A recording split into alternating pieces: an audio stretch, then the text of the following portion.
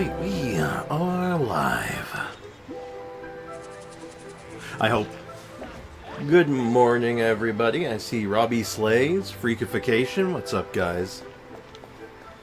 Welcome to the stream. Hope you're all doing well. Sander, what's up, dude? How's it going? Huh. What's good, man? How's life treating you? Feeling a lot better from yesterday, thankfully. Oh yeah, the bot. Good call, good call. I'm feeling a lot better from yesterday. I slept a lot of yesterday away, like pretty much all of it. So, I'm doing weirdly okay right now. So, things are looking up. I'm snoozing in bed at the moment. Hey, you know what? Honestly, ideally, I'd probably be doing the same thing today, but I'm feeling pretty good. A little tired still, like low energy. Like, I'm coming off the cusp of a migraine, right? So like, I'm pretty drained still. Hey Dimitri, what's up, dude? Welcome to the stream. Hope you're doing well. So yeah, figure we're gonna start with some of the easy stuff. Let's get our ore for the day, because God knows we need a gratuitous amount of ore. We'll slowly work at that, and then I want to talk about a couple of odds and ends. I want to talk about potential other games we could play for a little bit. And I also want to maybe talk about characters who have fallen off.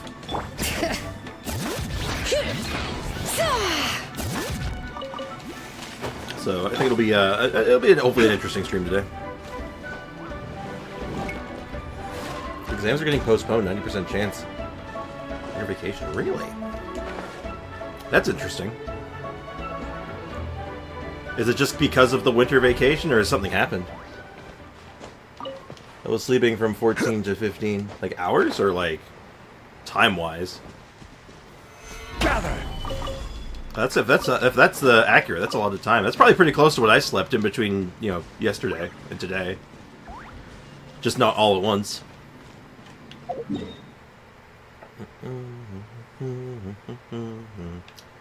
I'm still waking up a little bit. Slowly energizing. I'm curious about other games to play later on. Yeah, I want to get some suggestions from the chat, if possible, and kind of get some criteria together. I know if Foxy was here right now, he would be saying Resident Evil 7, which is maybe, but I might have some other kind of ideas in mind. Not for specific games, but like for, not even genre per se, but just some, what's the word I'm looking for? Like, not ground rules even either. The word is escaping me right now, but we'll come up with some criteria. Because of the extreme cold wave and winter vacations every year. Ah, okay. So you guys have just gotten slammed with some really nasty weather, so it's kind of like, yeah, we're gonna give you a break on that one. Bring it. That makes sense. We've had similar things happen here in the great land of Canada. Hello to you, Ivy. What's up? Welcome to the stream. Hope you're doing well. How's life treating you today?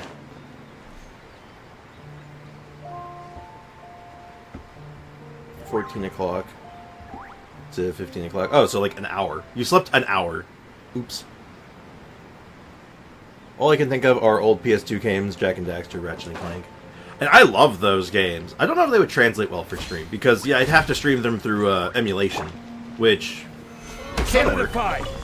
I've emulated stuff before. Some games emulate better than others. I know Ratchet and Clank 3 emulates like shit. I know that from experience, unfortunately. But 1 and 2 I think work fine. It was a nap day. Oh no. Which can be okay. Temps are dropping at 7 here. Is that, Das Fahrenheit, I assume? Das Fahrenheit. If that's Celsius, I'd be all like, that's basically warm. What do you mean? Hey, Prime, what's up, man? Welcome to the stream. How's life treating you today? 7 degrees is not cold. 7 degrees Fahrenheit? That's decently cold. It's freezing. It's below freezing. It's cold. Yeah, it's Fahrenheit. It's Fahrenheit. Gather. For point of reference, Alexa, 7 degrees Fahrenheit to Celsius. 7 degrees Fahrenheit is minus 13.89 degrees Celsius.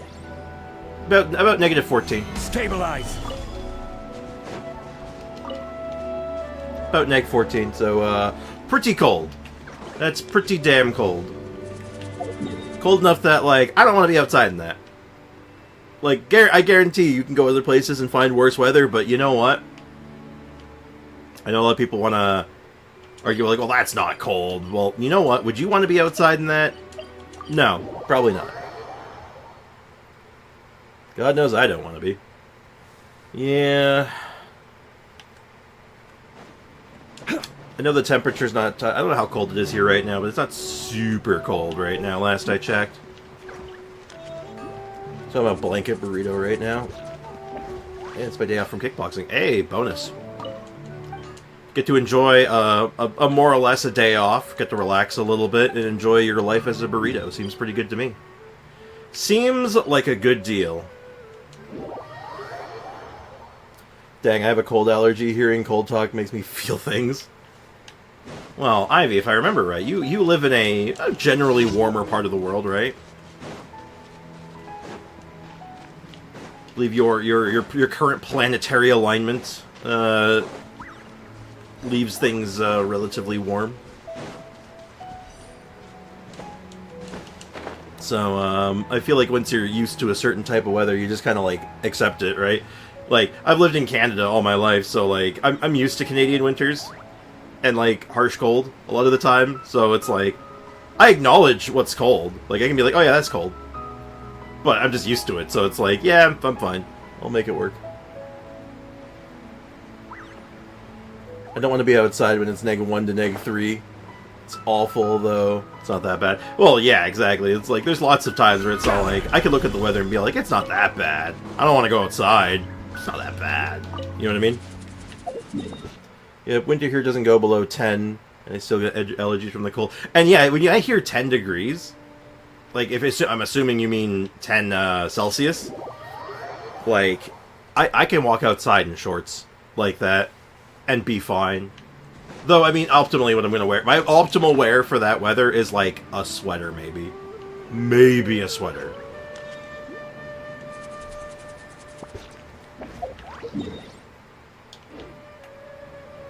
But I digress. I lived in Estonia winter and I hate it. Oh, you can still hate it, but you're used to it, right? Like, you accept it. You're like, oh god, here we go again. But, like, you know what you're getting, right? Hey, Arrow, what's up? Welcome to the stream. Hope you are doing well. Yeah, that's what we get around here, too. Freakification. We get a lot of, the wind chills and stuff here are really bad. Periodic windstorms, very rare, but like when we get them, they're pretty. They can be nasty.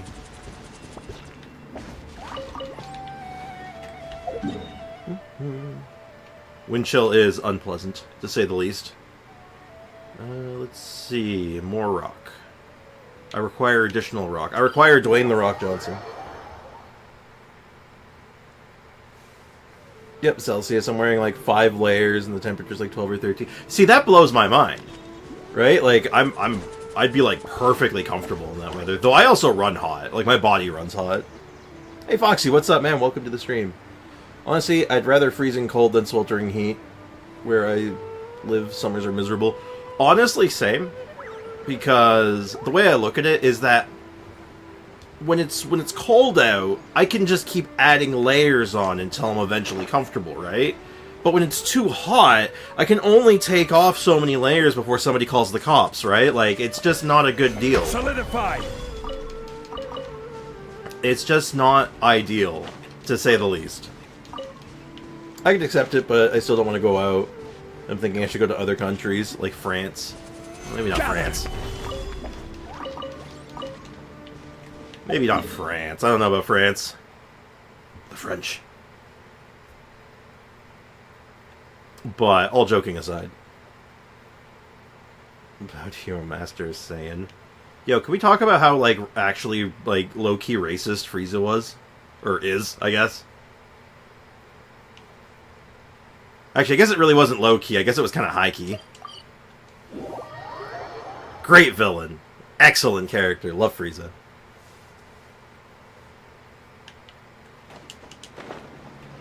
Really sells the villainness, you know?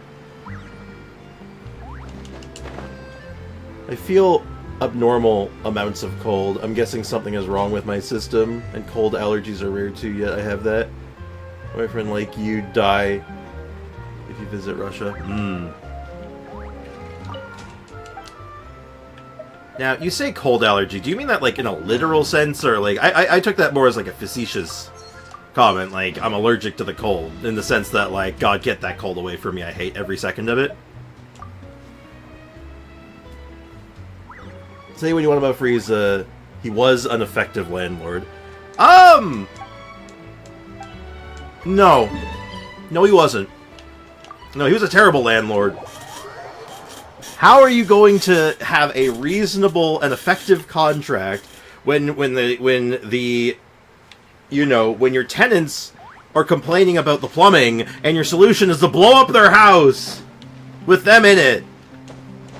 I'm just saying, I don't think he was a great landlord. Pretty close to... very modern landlord, actually, when you think about it. That's pretty close to what, like, landlords are now. Nope, literal allergy from cold. Like, oh, like, what happens? Explain that if you can. I'm very curious, if you don't mind. If you don't want to explain, don't worry about it. No pressure. Oh, excuse me.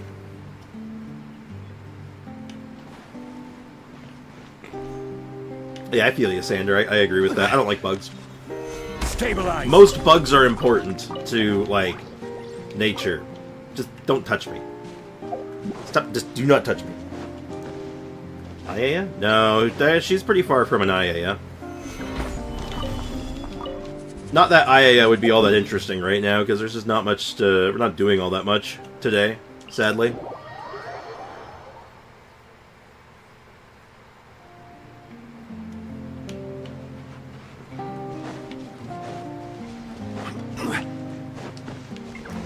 It would be... Foxy, I'll be real with you, dog. It would be a wasted ayaya. It would be absolutely wasted. We're farming rocks right now, man. You're not going to get anything out of it.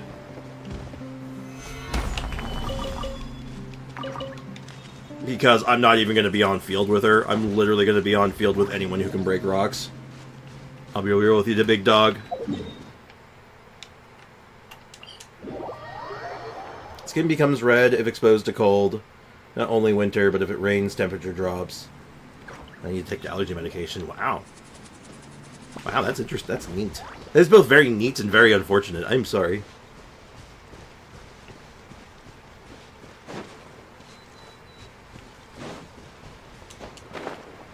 Hey, Winters, what's up, man? Welcome to the stream. It's been a while. It has been a few minutes, to say the least. How's it going, man? How's life been treating you? I hope you've been doing well.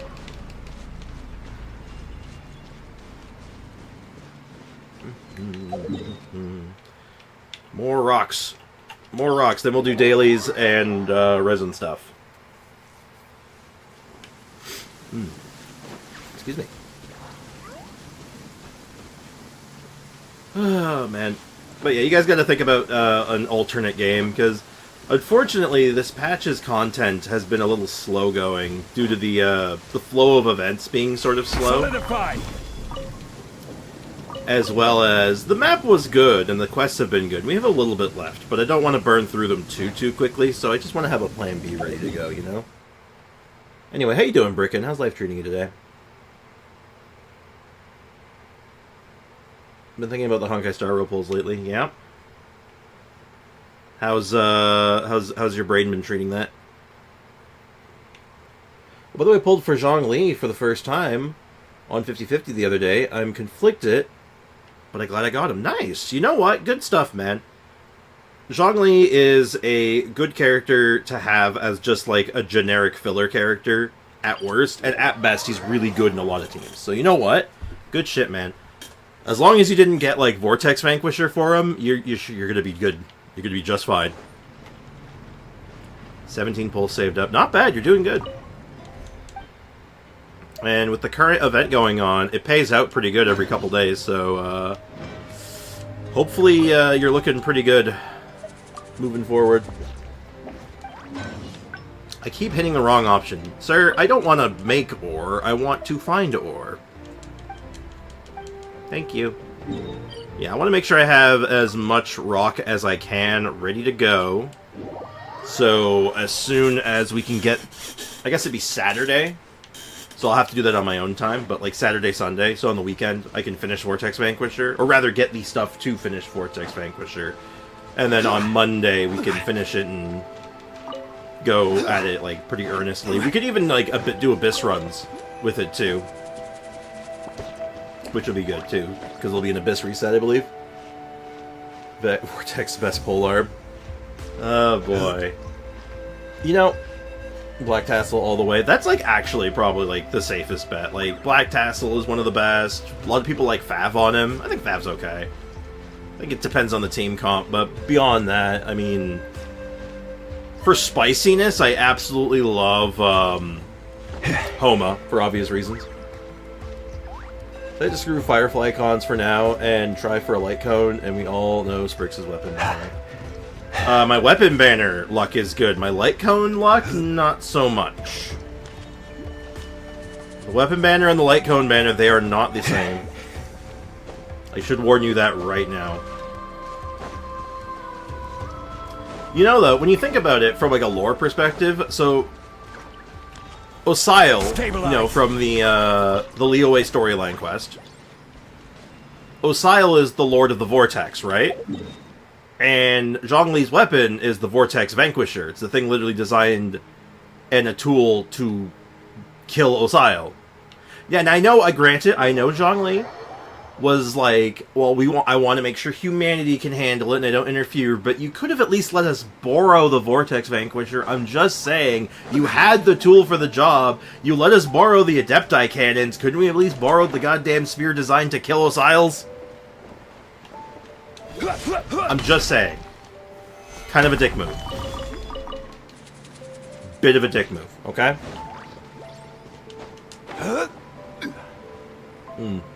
Sprix would win? I don't know about that.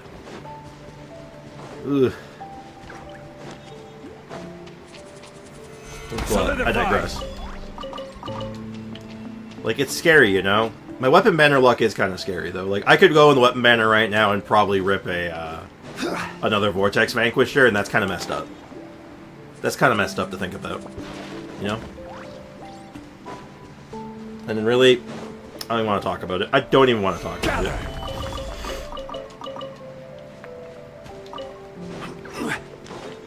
it. So, actually, that is a topic I do want to touch on a little bit today. And we might just get into that, like, right after we're done with resin. What do you guys think is the worst weapon?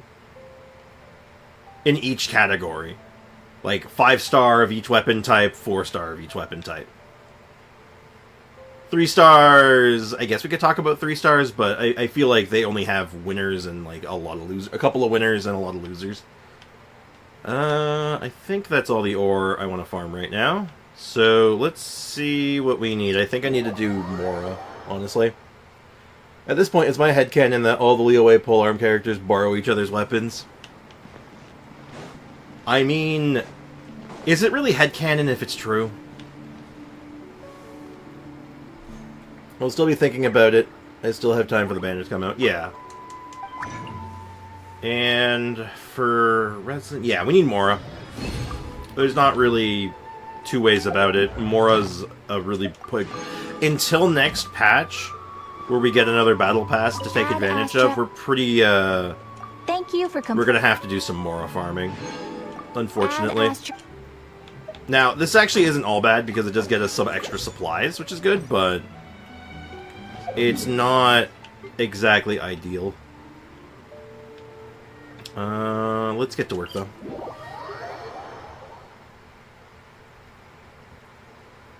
The geo-looking sword? Oh, the Summit Shaper? Like, it's so on brand for Hu Tao to Yoing Zhao's spear. It is, and from, like, a mechanical component, I mean, like, Zhong Li's borrowing Staff of Homa on, like, non-stop. Like, I mean, it's just normal, man. And, I mean, oh, God. I mean, of course he's borrowing Staff of Homa, because there's no way in no way on God's Green Earth Stabilize. is Zhong Li using something. Letting brave names echo. Vortex Vanquisher. Rain cutter. Rain outlines your fate.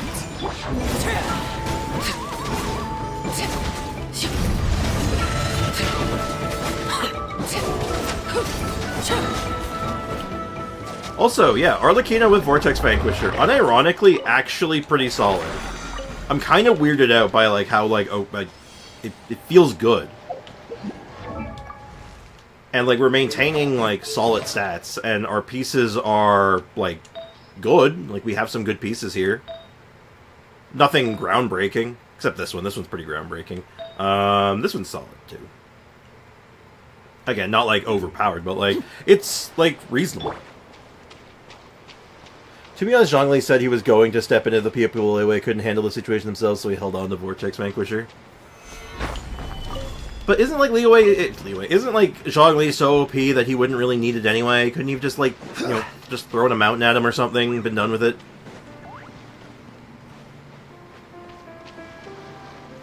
My sigil tree in Natlan was maxed out so quick. Yeah, no, I feel like we maxed out and, like, finished up with, like, everything. Like, really quickly. Solidify. But it's definitely not just, like, you, Sander. Let me weave you a verse. Let him Rain leave outlines your you a fate. verse. And remember, Salt comes first. Which will it be? Let's follow God.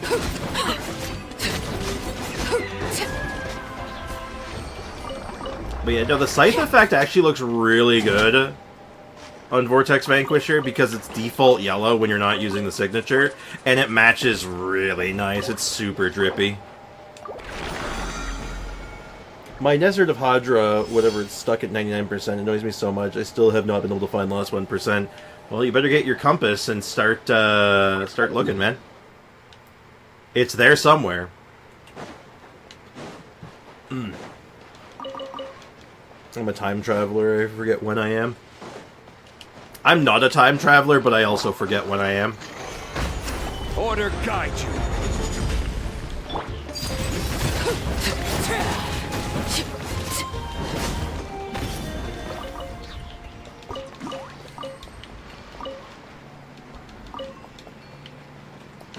It's going to be an interesting conversation, though, when I start making this. When I start putting together a video on Vortex Vanquisher, and the answer is like, well, hey, it's actually a massive upgrade for Arlecchino. Hey, Brenny Bonfire, what's up? Welcome to the stream. It's going to be a dark day. Hey, Green Inbound. I got your message, by the way. Not a terrible idea. I might follow up on that. I have a compass, still can't find. Then it's got to be like Money Rocks or something. It's going to be something really benign. Tucked away in a corner somewhere, honestly. Come on! Show me your courage! Show me your courage! You then show me your Rain moves. cutter. No, my sword. Huh? I got it. Cool it down a notch. So yeah, if you got yourself an Arlecchino, and you don't have her signature weapon, you Vortex Vanquisher, like the way to go, maybe.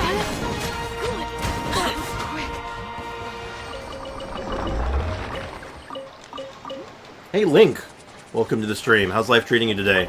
How's business? Great news, I got Nouvellette. That is great news. Congratulations. Not so great news. I got Vortex Vanquisher. What's up, man? How's life treating you today?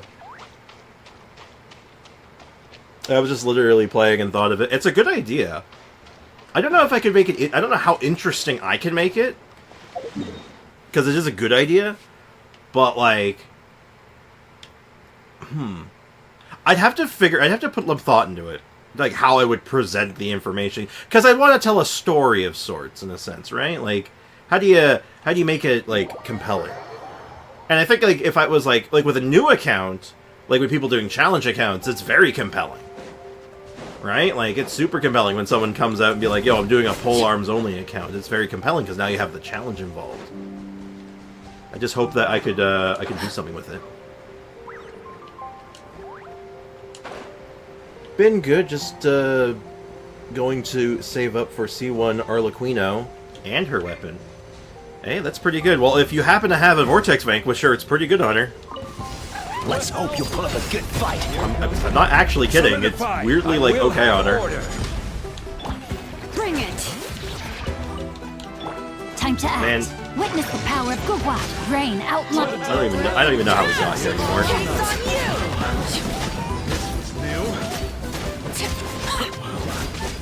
Take a look behind the veil. But yeah, Arlequino, good, another good character to pick up. Super powerful, pretty fun to play. Not in vain.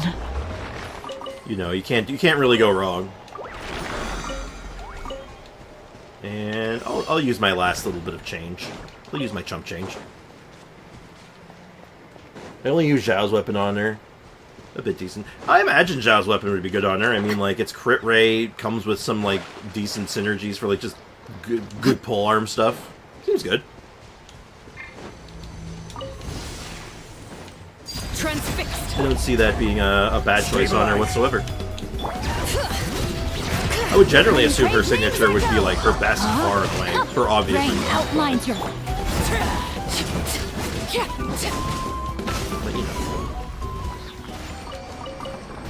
Arlequino giving me hella Monster Hunter vibes. Ah! A little bit.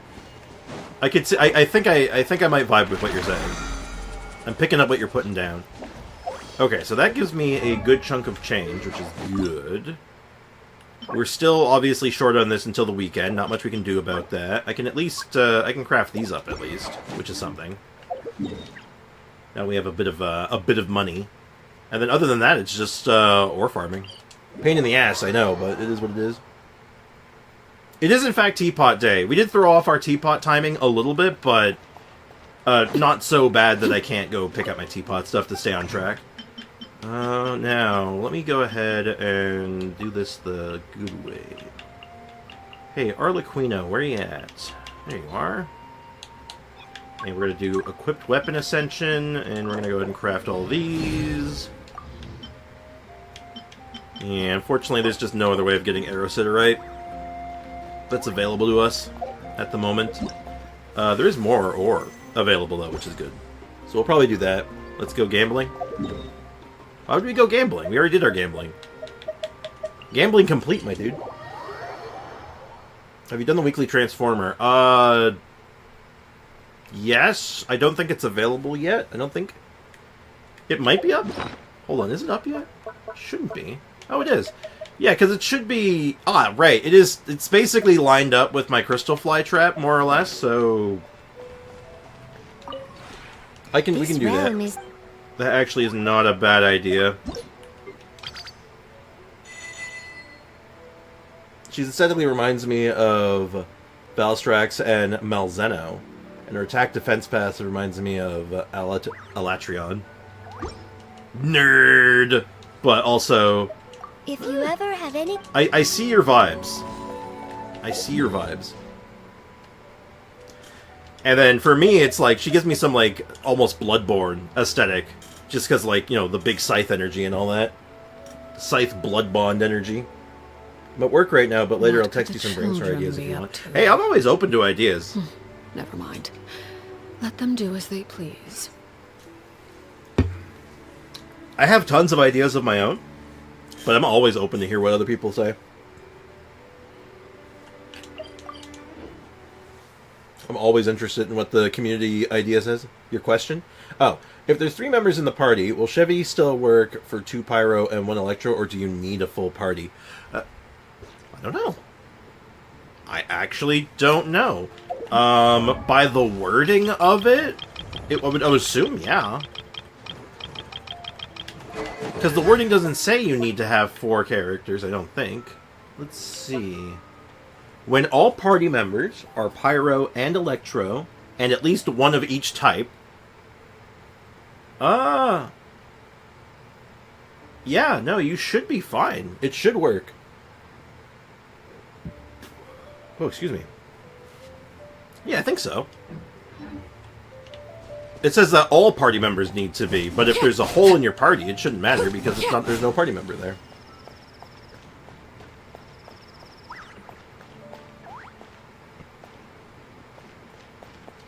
Her signature has the same stats at level 90. Oh. Neat. No, what's happened I need 100 points in a game, and I have 31 now, so I need 69. Nice. But yeah, let's do the Transformer.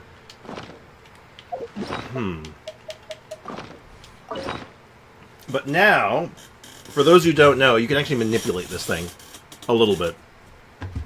Parametric Transformer chart.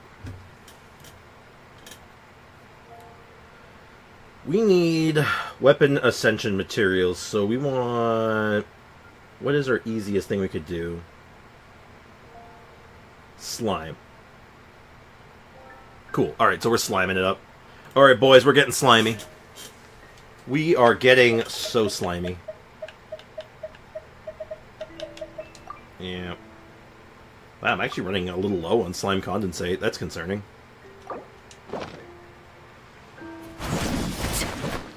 Overruled. Gather. Bring it. But I can shift Zhongling with Hu Tao and keep Raiden Toma Chevy. Theoretically, yeah, I believe that would work. No, my sword. Alright, did we get the materials we needed? We got 1 grain. We got a singular grain of Aerosiderite. Not even enough to make 1 blue. Damn. But we got a good chunk of Mora from that, so you know what? Not all bad. Insert Ghostbusters reference here.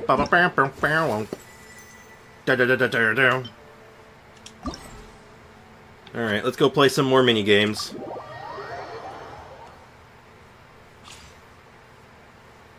Is this one, oh, this is just, playing as, Jumping with Kazuha. Yeah, this is like, this event is like, it's okay, it's pretty neat, because it's like, it's fun, for the most part, doing these like little challenges and stuff. But, I think it'd be cool if we could get something like this, with, I don't know. The words are escaping me at the moment, but like, can you imagine like a full-on like Mario Party game, but like with these styles of Genshin minigames? Clouds high. The birds call. The wind knows. Just realized they give you a trial one. Sack sword. Huh.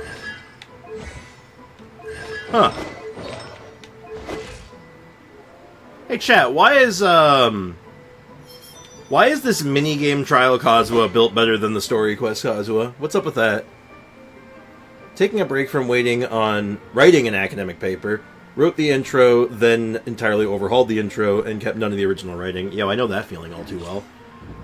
Have you ever, sorry, you ever seen that episode of SpongeBob where he's trying to write an essay? Is that you? Only, like, you're writing you just wrote a very elaborate the. I always use enemy drops. Enemy drops is the most efficient, but, like, ore, if you put in ore, you're more likely to get ore back, which I honestly probably should have done, but it is what it is, and it be what it be. Oh, that's not my friend. I should have been paying attention to the instructions.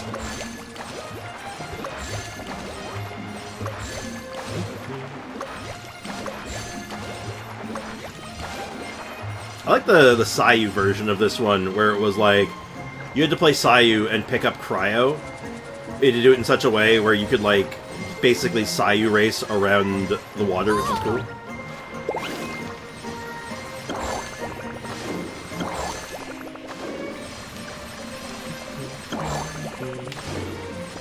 Also, the music is so chill for this for some reason. Like, it feels almost out of place. It's just like dun dun da da da. I think it's just Mondstadt music, isn't it?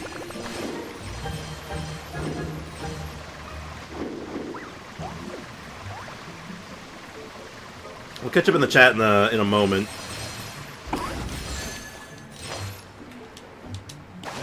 Just because this requires a like monicum of focus. Not a ton of focus, just a monicum. Just a little bit.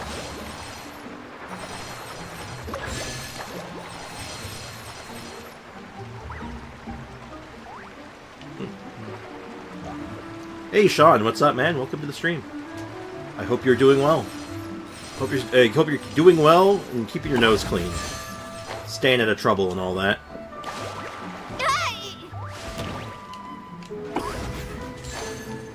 There we go. Ah! God, why do I suck at this? No, don't disappear. We're almost done. No, we're almost done.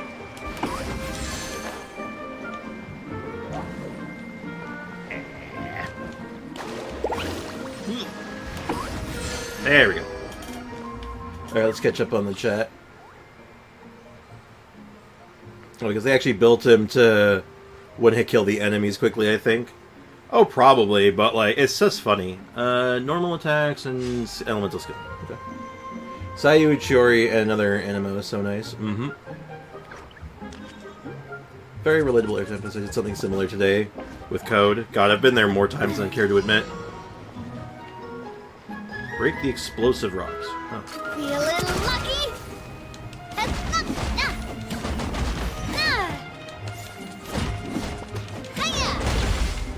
Feeling lucky? This one's got your name on it. Oh, the little the blade thing it summons actually does a does a thing. Umbrella warfare, I guess. I think the infusion does more, yeah, you break faster while you're infused. Okay, that makes sense. This one's got your name on it. Umbrella warfare, I guess. Oops. Watch out! Watch out! Oh my god, I keep, like, undershooting just, like, by a little bit, because I'm, like, too far away. Oh my god. Hey there!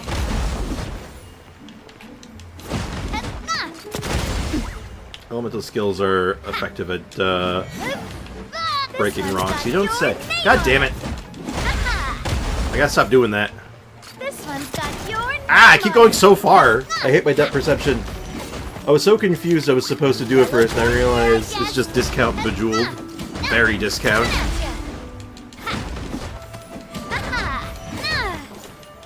And, like, I like Bejeweled, too. That's the funny thing. I'm like, I actually enjoy Bejeweled. Feeling lucky? I don't know if Bejeweled is right. There we go. Challenge completo. Cool. Last time we had to use Razor and Noelle here. I remember that. Good times. I need John Lee for this event. John Lee would probably, like, would absolutely just murderate that event. Like, it wouldn't even be fair. God damn. So tomorrow we get another one. Alright. And in the meantime, we get an assortment of stuff. Raiden's elemental skill won't work with shields and YOB enemies. Nope. It's always been a weakness of Raiden's skill, is that it doesn't trigger on... There's quite a few things it just won't trigger on. Has to hit a health bar. I feel like Sprix doesn't know how to play Navia. Really? Really? Foxy? Really? Really? Are you sure about that? Are you sure about that?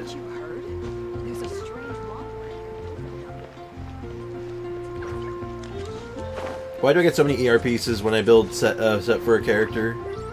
Who needs to ER? Lots of characters need ER. Absolutely. Yeah, Miko's skill doesn't affect her. Wait. Yai Miko's skill doesn't affect Raiden? Like, in what way? Hold on, I'm not sure I follow. I thought Raiden and Miko were had good synergy. Hold on. Am I confused? It was more that you can't hit anything but the bottom. The game's kind of bad at telling you that. Oh, because it kept looking like I wanted to go for the middle shot because it would get more value. Oh, 0 ER. Oh. You definitely want some ER. Oh, these, Wait, no, Miko's should work. I have a way to test that, actually. I'd have to switch accounts, but Miko's skill should work on... Because they just auto-target, right? They should be able to hit a shield. Like Fischl does, right? Can't say I've tried it, but I would assume. Why wouldn't it work? I'm confused. That's very strange. If that's the case, that's very strange. That's a very strange thing. What a curiosity. I did a test and it works. Or rather, wait, does it work or does it not work? Hold on.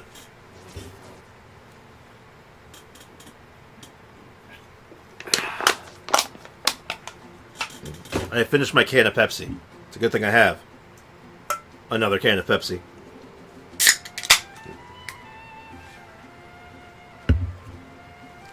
I always lock ER timepieces unless I have another few in set. Oh yeah, for sure. Because ER timepieces are like somewhat of a rarity and they're quite good.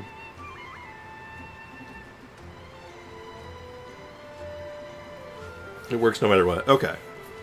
Yeah, I thought Miko would work fine, because her totem things function just like Fischl's Oz. They just attack whatever, and they just do damage, so they should work. They should be able to damage the shield just fine.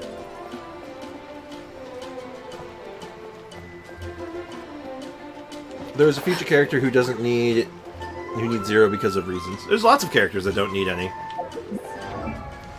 I could probably just like rattle off a couple of characters who don't really need any ER whatsoever, whether it's because of the team comp they typically run in, or just because their energy needs are so low that it doesn't really matter.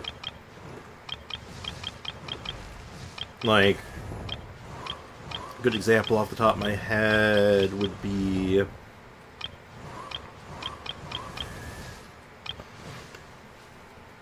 Oh god, excuse me. Yoimiya. Yoimiya doesn't need any. Yoimiya needs 0 ER.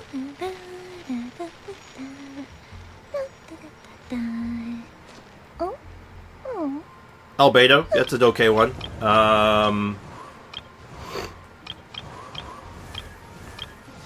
Rosaria, typically. Rosaria likes running with an extra cryo, usually, and then her energy needs are so low anyway. Cookie too. Yeah, Cookie's another one, because her burst is, like, always up, and even when it's not a core part of her kit anyway. But anyway, that sucks right now. It sucks that you know what, in hindsight, I probably, if I wasn't feeling so shitty yesterday, and I wasn't so out of it, I probably should have just broken some Fragile and powered this out yesterday. That would have made sense. On-field Dory because she refunds so much energy. Oh, that's also true. That's a fair bet. A little specific, but yeah. Well, that's actually what this is all about. It's also being very specific, but specific to usually being seat 6. But yeah, very, very good call. Good choice.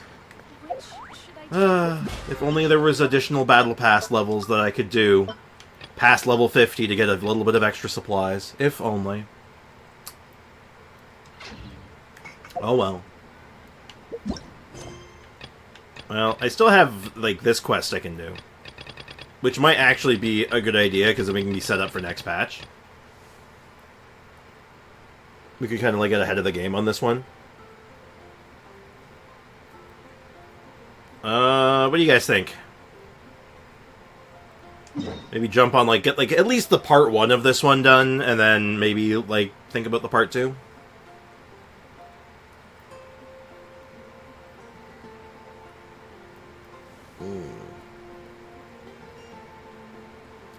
Does anyone have the returning thing on NA to help Sprix? Oh, yeah, the returning player thing. I'm only AR, like, 30 on my ult, so I couldn't really help much. Damn. Hey, it's not a big deal. We'll figure it out. Yeah, we'll do the part 1 of this quest in the meantime, and then, we'll just kind of move on from there. In the meantime, while we're doing this, let's start thinking of some, like, alternative games right now. I'm kind of thinking, let's see if we can find a game I've never played before. That could be fun for stream. You know, experiencing something that I've just never experienced. Hello there. Hello. Hello, Burb. Okay. probably doesn't understand what we're saying. Doesn't look like any cogs are turning in there. Wow, Paimon, that was rude. Whoops, sorry. No offense intended. Are you sure about that? That was pretty offensive. Shin Megami Tensei. Ooh.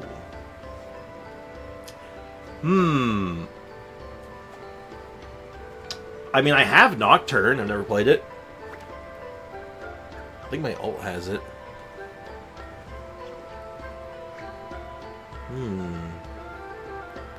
Not gonna lie, I did not realize that those are supposed to be owls at first. Yeah, I originally was thinking they were supposed to be like bats at one point, but yeah, no, they're definitely owls.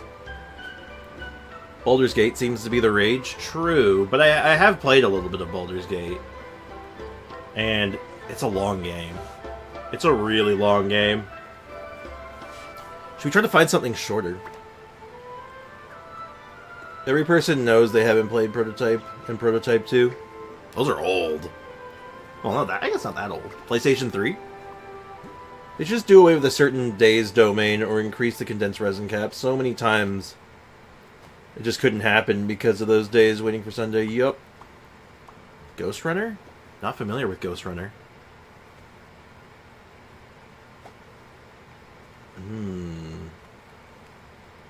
Sonic Mania? I never finished Sonic Mania. Kind of random. I don't know how many people will be at Mario Kart. Oh my god. I don't own any Mario Karts. Actually, that's not true. I own, like, Mario Kart on, like, the Super Nintendo. Does that count? You there! You dare disrespect our elder? Yeah, Paimon, what the hell, man? Oh, you mean... Oh, I see. Sorry, my mistake. Apparently you are here by invitation. In which case, he can it's speak Owl my Dinosaur. job to make you feel welcome. Oh, I didn't realize you could speak to dinosaurs. Some introductions are in order. I am Kaholam, one of the priests of our tribe. Hello, High Priest. And this is our Iktomisor elder, the great Tlapokpok-Teets-Tatel, a living totem among the masters of the Nightwind. I'm never even going to try to pronounce that. I'm not even going to try. Hold on. And this is our Iktomisor elder, the great Tlapokpok-Teets-Tatel, a living totem among the masters of the Nightwind. Tlapokpok-Teets-Tatel. No. No. Yeah, you can be Popo. Your name is Popo. Okay, your name is Popo. That's it. The Ictomosaurs are owls unto cuteness. They are very cute. I like them. I like their design. That's quite a tongue twister. Yes, their name is Popo now. In truth, we usually go with Elder Tlapo for short. You're welcome to do the same. Oh, Tlapo for short? No, Popo. I've decided. I assume you're referring to our Elder's special ability. You should play 100% Orange Juice. I own that game, actually, so that could be an option. Even the VA barely said it. He's struggling. You could tell that was, like, take number 30. Chaska Bow on Kale. That's an interesting choice, but yeah, Stringless is so good. Oh, wait, hold on. Nice. Oh. That was, yeah. Yeah, I know. Stringless on Kale is very much better. The Chaska Bow is just a stat stick for her. Honestly, Chaska's bow only is, like, usable on 3 characters, so, you know, yeah. Elder Tlapo has been alive for many centuries. No, it's pronounced Popo. And harbors secrets that even we priests are at a loss to explain. So your reaction is entirely natural. No. But one thing I can say for sure is that Elder Tlapo has appointed the two of you to an extremely important task. For this reason, I would like to ask you to undergo a test. Well, no, Chaska's bow does have the burst damage increase. If it didn't have R5, it would be slightly better overall due to the stats, but I have the R5 Stringless, so... I mean, to get full value out of it, sort of is what I meant. There's 3 characters that actually make it, like, work, right? Like, yeah, Venti's one of them, Chaska, obviously, and then, like, DPS Farazan. Are, like, the only ones that I think are gonna make it, like, make that thing sing. Sure, what kind of test? What sort of task? And what kind of test? It's a written test, Paimon, I'm sorry. If it's all right with you, I'll take you to see our chief. He's in a much better position to answer your questions. Okay, sure. Yeah, they were very confused. It's like, a dinosaur just gave us a quest. Very Okay. well. Then please follow me.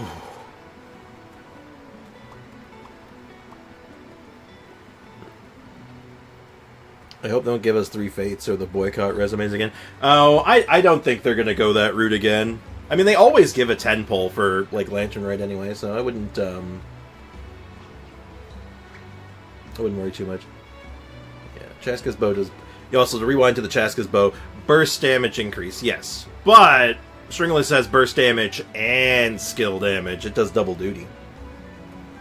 Show off more Monster Hunter? We did do a Monster Hunter stream a little while back. We were doing Monster Hunter Rise.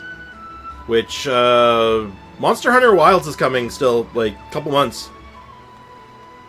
Prepare yourselves. Honestly, I'm down to watch more Monhun, but I am, of course, biased. I respect the hustle. You can use this scroll to go directly to the Obsidian Altar, where the chief is. Oh, Don't worry, it's just one of the many mystical abilities of our tribe. how very normal. Oh, I know. I did do the calcs, though R1 stringless is a little less because Call ASN's attack, so the higher stat compound. Less. Oh, okay, you're being a nerd. Got it. That makes sense, though. I follow the logic. Nerd! I wish I could just look at the bow. Like, at bows and weapons I don't have. Because, like, R5 stringless, 48% burst and skill damage. That's just good. And the EM, you know what? I don't think we talk enough about the 165 EM. Yo, straight up. This is just like as an aside note, not really on the note of the... outside of the comparison, we don't talk enough about the fact that stringless gives 165 EM. Shit's rad. Alright, I've cooked a Barbruh build to support Nuvi. Sacrificial fragments for skill uptime, hydro damage from C2, full healing build for the Fontaine healing set. It gives damage bonus. I like it. I like it a lot, actually. It sounds pretty good. Nah, stringless is goated. I think it's kind of amazing. It is debatably one of the best bows in the game. Yeah, the only problem, actually, on the note of the... Oops, wrong archive. On the archive for weapons, is that if you don't have it, it won't let you see the stats. It won't let you look at it. So, like, I just want to look at what the weapon... Like, I don't... Like, just give me the stats. I want to know what it does. Like, this sucks. Hey, Agent, what's up, man? Welcome to the stream. And, yeah, Air Tempest songs of... Oh, okay, you already answered it. You already answered it. Yeah. No, and that's fair. I could just jump to the wiki, sure. But, like, man, wouldn't it be nice if I could just do it in-game? I didn't have to open up a browser and jump to the wiki. Like, that's lame. Fun idea. Like yearly standard 5-star, we get an old event weapon 2 every year. Oh! That could be a good idea, actually, like, straight up. I mean, at best, like, you can all of a sudden start getting weapons that you missed out on. And at worst, I mean, like, from a lot of the community, would you not want to have a second Festering Desire? That'd be kind of cool. Oh shit, okay, he's doing something. Yeah. That does not look safe. Whoa, what was that just now? Dangerous. Yeah, so much of the stuff in Genshin forces you to hit the web outside of the game. Yeah, which is like... Again, it's not the end of the world. Lots of games do that. Most games don't have full-on archives for you to check everything you need. Like, shit, you should have seen Minecraft back in the day. Like, good god. Good god, try playing that game without a wiki. It was unreal. Even now, it's hard. to do without a wiki, but still. The point is, it would be nice. The more I can, like, the less times I have to exit my game, the better. If I want to play through the old Dragon Spine events, yeah, like event reruns, that'd be cool. It's always Festering Desire and Cinnabar Spindle I always hear about. Like, yeah, those two in particular are pretty, like, they're legendary, right? Because they're so good. Cinnabar Spindle is one of the best weapons for Albedo, and it's a debate. Up until recently, he was his only one that made sense. They threw the old event weapons in Herda's shop. See, that's smart. That's a good way of doing it, potentially, as well. But yeah, those two in particular are really important. There's a couple other ones I could probably thumb through that are really good, too. Windbloom Ode is one of them. That would be a really good one. Make a shop that you get points to get all of the event weapons. You can't get any more, that'd be cool. Oh, yeah, and Cinnabar Spindle has drip. At least we don't need to go to an interactive map anymore. And no, we're getting there. We're going in the right direction. For sure. But their marker for mob drop sucks. It's not the worst. It's not terrible. Unless you're trying to go like super min-maxy, like it's all right. Anyway, what's up? One of the routine duties of a priest. We attempt to contact the spirits of our ancestors to seek epiphanies and revelations. Ooh, epiphanies and revelations. I love those. The chief is just over there. Please wait here while I have a word with him. All right, hurry up. Well, the Masters of the Nightwind are definitely living up to their reputation as the mysterious ones. The exotic archive from Destiny comes up right about mine now. I've never played Destiny. It looked... I wanted to play it, but, like, man, everything I heard about Destiny was that game went downhill fast. At least Destiny 2 did. Don't know about the first one. And it's been years since that Festering Desire, you know. After we get into the cutscenes here, I'm gonna thumb through some of the other event weapons that could be good for reruns and good for picking up for especially newer players. What the... All right, I've told the chief why we're here, and now you may speak with him. Right this way. Sure.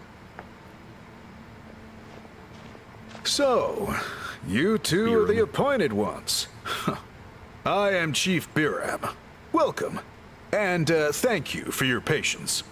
So, did you make that from an Ictomasaur, or is it just modeled after? Because, your elder upstairs might want to have a word with you. So tall. Unusually so. Yes, I am aware, but I assure you, it's no cause for alarm. Are you the size of Giant Tupac? Where did the final boss meme come from? You might have to be more specific. I don't play Destiny 2 anymore since mid-22, but gunplay and ability mechanics are amazing for the most part. Oh, no, of course not. Sorry, Paimon just reacted without thinking. So we've been appointed to do a task or something? Ah, yes. Caholam told me about that. Yeah, he's as tall as me, and he's to sitting. our tribe, this is probably the first you've heard of such appointments. I'm sure the whole thing seems very confusing. Somewhat, yes. Throughout our history, an owl gave me a job and didn't tell me what it is. Masters of the Nightwind have been appointed to undertake these tasks. This is the first time an outsider has ever been chosen. Dialogue, I think, is the weapon people want for polearm healers. It's a really good one too. Again, I think it gets outshined by the other ones just because it's a healer weapon, and we know how people feel about healers in this game for some reason.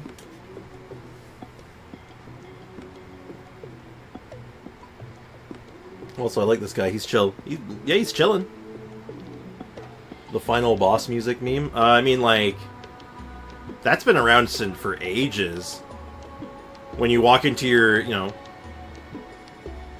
like, that's been around since, like, the early days of memes in some form or another. Really? It's an old meme, but it checks out. Allow me to explain. Our tribe has an old tradition of recording history in the form of woven scrolls. Yeah, that meme probably originated like your full time you ever heard like a final boss meme was like, hey look, a save point. Oh wow, look, a whole bunch of extra ammo. That's a big large room. Oh, where'd the music go? Oh wait, no, there it is. Oh, that's a lot of bass. You know? That's probably where it stems from. And not just our own history. We record the legends and heroic feats of all other tribes as well. Yeah. Say, can you see out of that thing? It is a tradition we have observed for many centuries. We treat it as a solemn duty. However, when a major event occurs that affects all of Natlan, we record it on a different kind of scroll, used for this exact purpose. Yeah. And these scrolls can only be woven by someone of the Ictomisor Elders' choosing. Oh shit, that sounds when important. When the Ictomisor Elder senses a major change in the ley lines, it will issue a formal declaration to appoint a creator for this scroll. Yeah, I beat the boss. Latin lyrics start playing. Oh no. Yeah. Whoa, so you mean... Elder Tlapo sensed a ley line change quite some time ago, but had not yet designated the scroll weavers. Hey Uplik, welcome to the stream. Hope you're doing well. Hope you're feeling a little better after yesterday. I have one more episode of JJK. Oh, like, before you're finished it? I might think of Dark Souls. Yeah, no, very, very Dark Souls on that one. Where you're like, holy shit, that is dank soul energy, if I've ever heard of it. When you're like, best example, final boss of Dark Souls 3, where you're just like, I did it, I beat the final boss, and then it has the nerve to go, plin, plon, plon, and you're like, oh no, bum, bum, da, da, da, and you're like, I have great regrets. I have great regrets. Okay, but just so you're aware, we don't know the first thing about weaving scrolls. That's not true, we did that in the event already, but we're time travelers, so it's fine. Yeah, before I JJK. How have you been enjoying it? I haven't sat down and watched any of JJK, but I always hear it's great. Also, okay, so I think that you should do a Christmas theme game. Elf bowling. Elf bowling, why does that sound familiar? Hold on, I think I know what that is. As a matter of fact, that does not surprise me at all. How come? In Because the we're outsiders. 200 years that Elder Tlapo has held this position, none of the appointed ones have ever been experienced scroll weavers. Oh. Does that mean 200 years of major historical events have gone unrecorded? No. They all submitted scrolls in time, yet each of them claimed it was not their own work, but a gift from the spirits. Oh, neat. Fun fact, or not so fun fact, I'm planning to make a little browser game for my mom as a Christmas gift. Oh, that's very nice actually, that's cool. I know Dark Souls popularized it, but didn't other games use Latin lyrics for having another phase?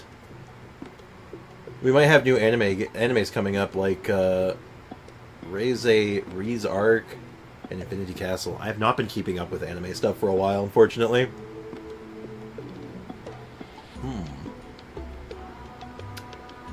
Oh yeah, like, if you want to think about it, like, not necessarily for, like, the boss theme, but the interjecting of, like, Latin lyrics into, like, a scene to add more drama to it, that's been around for a long time. Probably since, like, PlayStation 1 era. Like, the first time I can think of it would be, like, Final Fantasy?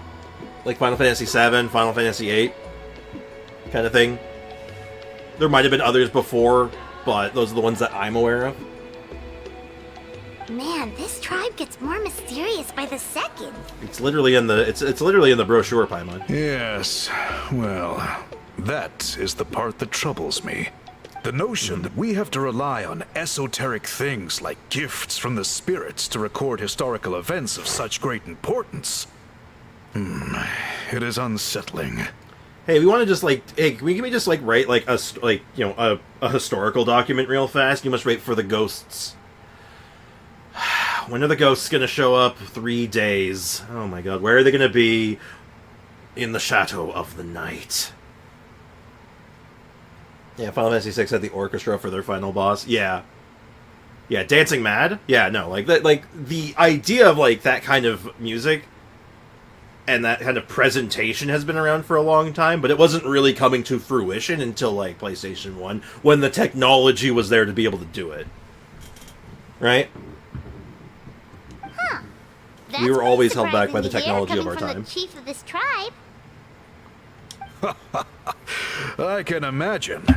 You probably see the Masters of the Nightwind as a people shrouded in mystery who pride ourselves on our arcane practices.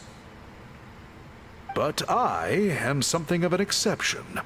I may be the chief, but when it comes to our traditions, I'm in fact a proponent of change and reform. It's because he's very tall. I have dedicated my energies to deciphering the many mysteries of our tribe.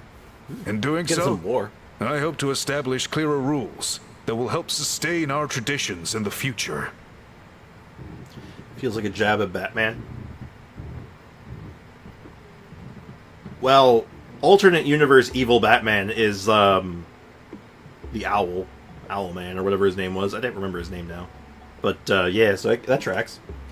Wow, that sounds great! Oh, So have excuse you me. figured out the mystery of the gift from the spirits? Sadly not. It is something I've been investigating for a long time.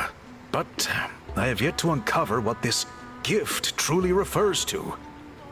Yeah. Only a small handful of events over the years have been recorded on these special scrolls, with decades between each one. And by the time the next scroll weaver is appointed, my time as chief will be long gone. I will not be in a position to investigate as thoroughly. Oh, do you want us help with want some help with that? While I haven't gotten to the bottom of the matter, I have made some progress. But the only way I can develop my theories further is with the cooperation of the appointed ones. Hopefully not a contract for Makima.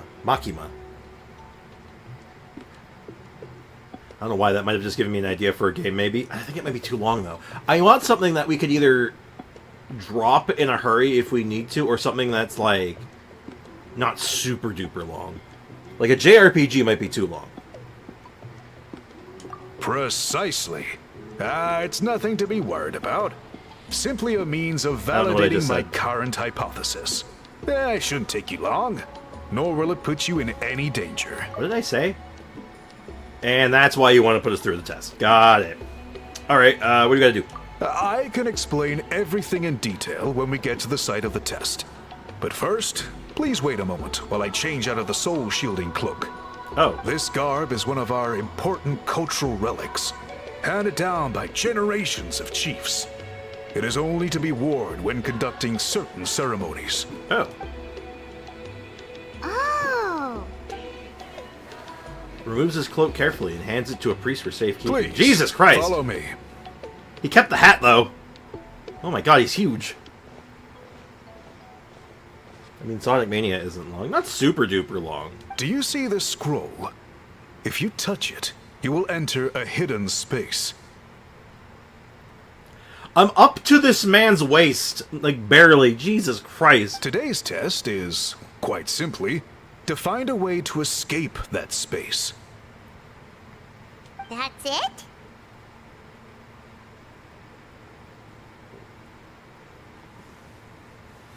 Oh, we have to do an escape room. What's Zhang Ling's desired ERR? Like 220? Give or take. A lot of Zhang Ling's run on, what do you call it? On the emblem, right? So a little higher doesn't hurt too much. Like, you can go higher, but 220 is, like, a good place to be. I think it's long enough for a stream. I think it's at least, hold on. Alexa, how long to beat... No. From gameover.com. Alexa? It will take players anywhere from 65 to 145 hours to beat Metaphor, Refunds. Random. Alexa, how long to beat Sonic Mania?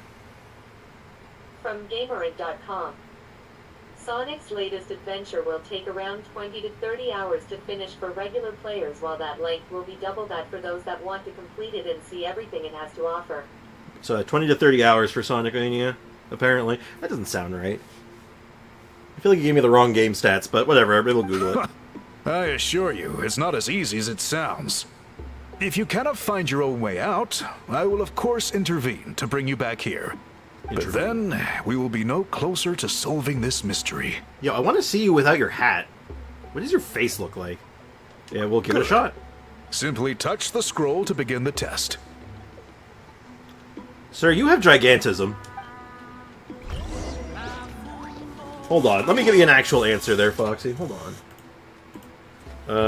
Okay, Sonic Mania HLTB. It takes about... If I want to do, like, all the side content and the extra stuff, about 9 hours. Completionist, about double that, 19 hours. That tracks. Yeah, I think that was, because it said latest adventure, so I think that's exactly what it was getting at, which I'm like, that's not right.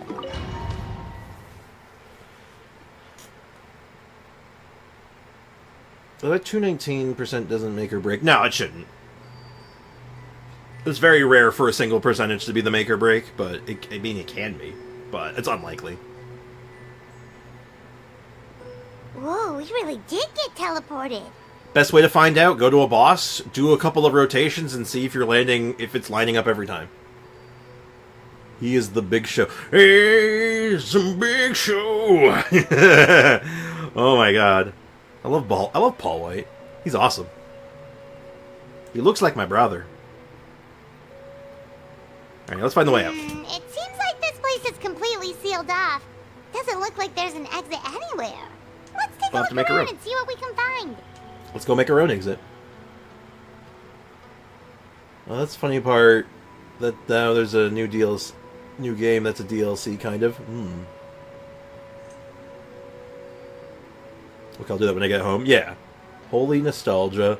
And then Kane theme plays after. It's gotta be Kane! It's gotta be Kane! Fun fact, when The Undertaker in WWE was poised to debut, he actually was going to be called Kane the Undertaker, until that was eventually scrapped down the line.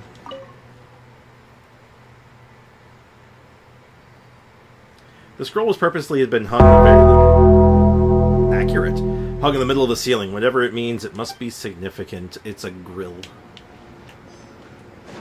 Some kind of woman. Some flavor of woman. There's some sort of machine here, probably used for weaving. We've used one of these before, idiot. Should I have equipment on?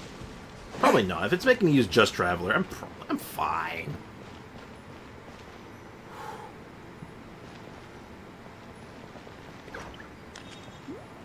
Movie time with mom. All right, have a good enjoy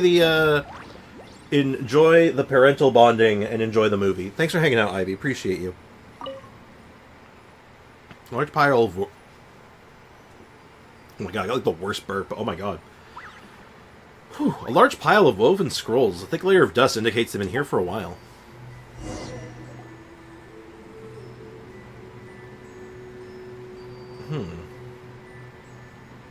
There are so many woven scrolls here. Paimon remembers seeing some of them before in other tribes. They seem to record historical events. Neat. I'm gonna do it. I'm gonna go make an Animo Dabbage goblet for Heizo. You can do it. I believe in you. I wish you luck. This one really stands out from the rest. For starters, it's the biggest of them all. Wonder what story it tells. Stands out, too. Very distinctive. Yeah, you're right. Over there, something just flashed. Traveler, did you catch that? Maybe it's how we get out. By seeing things we couldn't see before. Oh, right. Paimon's with you. Elemental vision. Oh, yes. Ictomosaurs have super elemental sight, so we need to go fetch an Ictomosaur, right? I'm a dinosaur now. Oh, actually, I guess...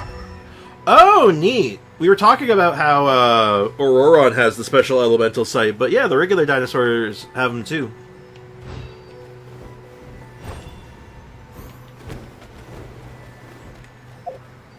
Aha! There is something hiding here!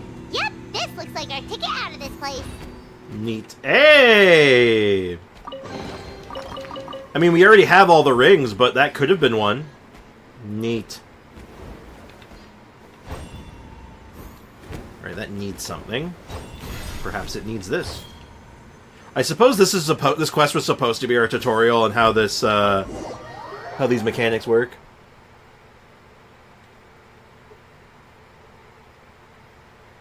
I know I'm about to give you good luck on your pulls on the banning you want. Much luck is much appreciated. Hey, we It did is it. just as I thought. You are indeed capable of undertaking this mission. Did we prove the theory? Yes. You saw many distinctive-looking scrolls there, didn't you? Saw a couple, yeah. Sure did. Yeah. This specific kind of scroll was left to us by our ancestors. Upon investigation, I discovered what sets it apart is the use of a color not featured in ordinary scrolls. Sprix, I have seen many videos with this title.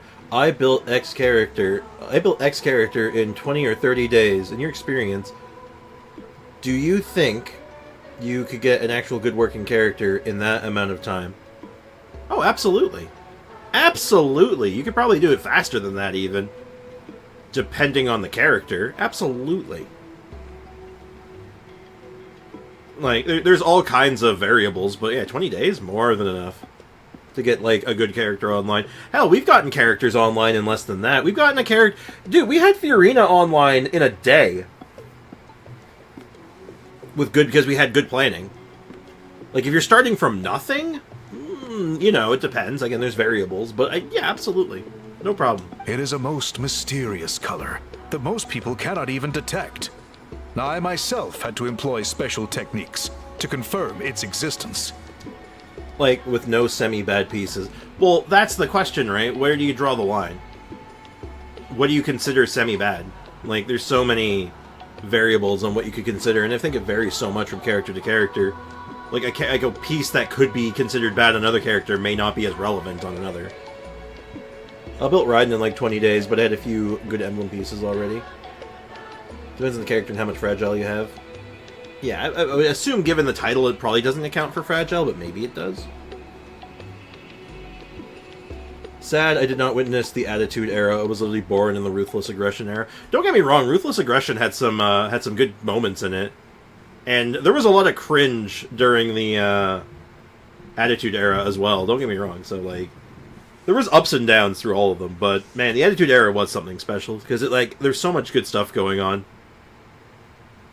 You know, Eddie Guerrero, Kurt Angle, God, Rey Mysterio. You know, depending on if you want to talk about it or not, Chris Benoit. Same substats, improved crit rate plus damage, but HP percent and attack, new artifacts also. Yeah.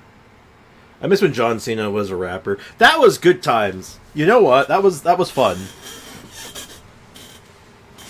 But honestly, John Cena's good. I like John Cena. I know, like, he's had his moments where, like, he was definitely overused and oversaturated, but yeah. Chris... Also, yeah, to freakification. Chris Benoit, a horrible, horrible tragedy that revolved around him, but, like, him, when he was in the ring and when he was good, like, he was great. Like, you can't, like, downplay that, like, yes, he was a good wrestler, but... horrible, horrible tragedy. Anyway. Yet there are those who are born with a natural ability to perceive it. And that is why I wanted to test you. Yeah, all artifacts, double crit, and at least one other decent substat. No defense substats, I would say no. But have you been pre-farming? That's also a question in there, right?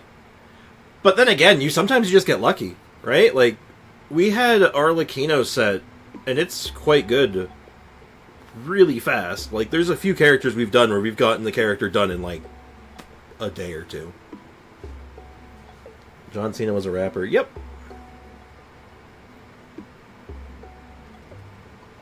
TLDR OD. No, Chris Benoit was not the, he did not OD. No. His was, CTE. His was, brain damage.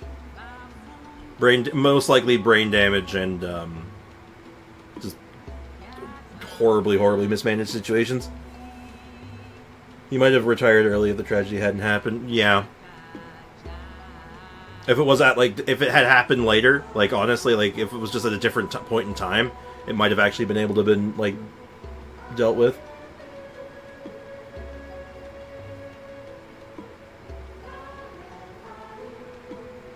Yeah, so, with Chris Benoit, it was specifically, if I remember right, the biggest cause was from brain trauma caused by constant concussions. Who do you think rapped John Cena's theme? Didn't he do it himself? I thought he actually did it himself originally. I finished building Ayaya and I figured out that I need a lot more deep woods, so guess which domain I'm back into? Noblesse oblige? Good luck, I hope you get lucky there, Sean. Rikishi was the one. Rikishi was, he's still around, he's still alive. His kids are wrestling now. Oh, Rikishi was the one who made John Cena a megastar. He did it for The Rock. He did it for The Rock. Yeah, you know that Rikishi's children are in the business too?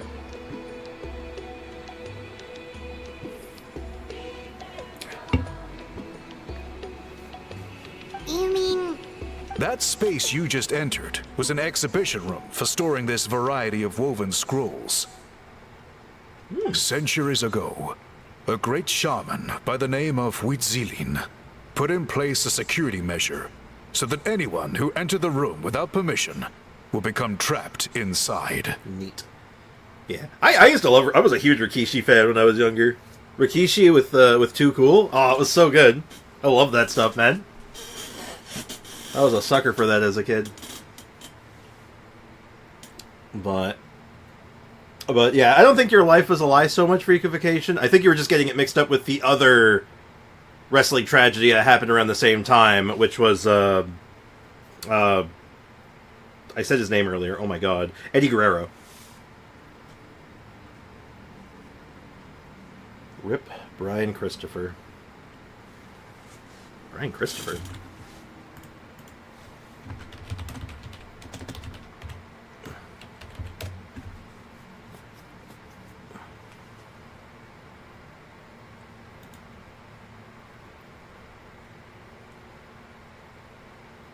Oh.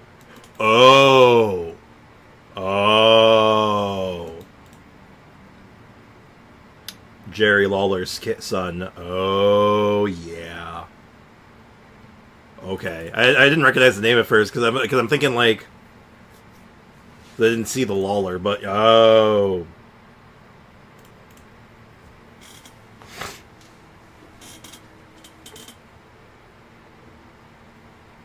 It exists to this day. It's unfortunately it's an although industry I have not that's managed to ripe decipher in how tragedy. it works, I have at least found out how to turn it on and off.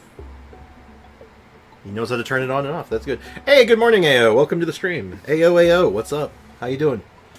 But anyway, yeah, wrestling is just one of those industries that, especially during its early years, like the 80s, 90s, early 2000s, there was a lot of tragedy that happened just because there was so much stuff that was just undiagnosed and not understood at the time. And the lifestyle that came with it was just not good. Took a long time before, like, it's gotten to a point where, like, if, you know, a performer is, like, in dire straits or, like, hey, facing a situation that they're actually going to do something about it. I am a Victorian child. That's unfortunate. Once someone is trapped inside, it is all but impossible for them to escape without outside help. Unless they share the great shaman's ability to perceive that strange color. I did see a weird color. Clearly, you must have this He's ability. so tall. He's very tall. Which leads me to believe that our Iktomisor Elder can sense this ability in people, and that it appoints a scroll weaver on this basis. Another secret power? Traveler, you are full of mysteries. I guess. Still, having this ability doesn't change the fact that neither of us know where to start with weaving a scroll. Taller than a Ruin Guard. He could smack Dvalin. Yeah, he's probably about the size of Shaq. Don't worry about that. The method for weaving this kind of scroll appears to be largely the same as for an ordinary scroll. The main difference is in the dye that gives it its unique color. If my suspicions are correct, this die getting more. is the key to weaving the scroll. And your special ability is the key to obtaining it. The dyeing process is also a little different from the norm, but I don't anticipate any major issues there. As long as you two can source the dye itself, I can assist with the application. Okay, neat. Also, this is like of all the part ones of all these like reputation quests, this is by far the longest one we've ever gotten. We'll follow your lead. Great! I'm surprised. Then please use your Hey, Godai, abilities what's to up? source Welcome to the the stream. necessary ingredients. And in the meantime, I will have someone prepare some fabric for test dyeing. Man is 2 Kareem Abduls. Or 1 Yao Ming. He probably made that portal his height. Well, if it's to be believed, what he just said, a different, like a shaman from, like, the ancient past is what made the portal.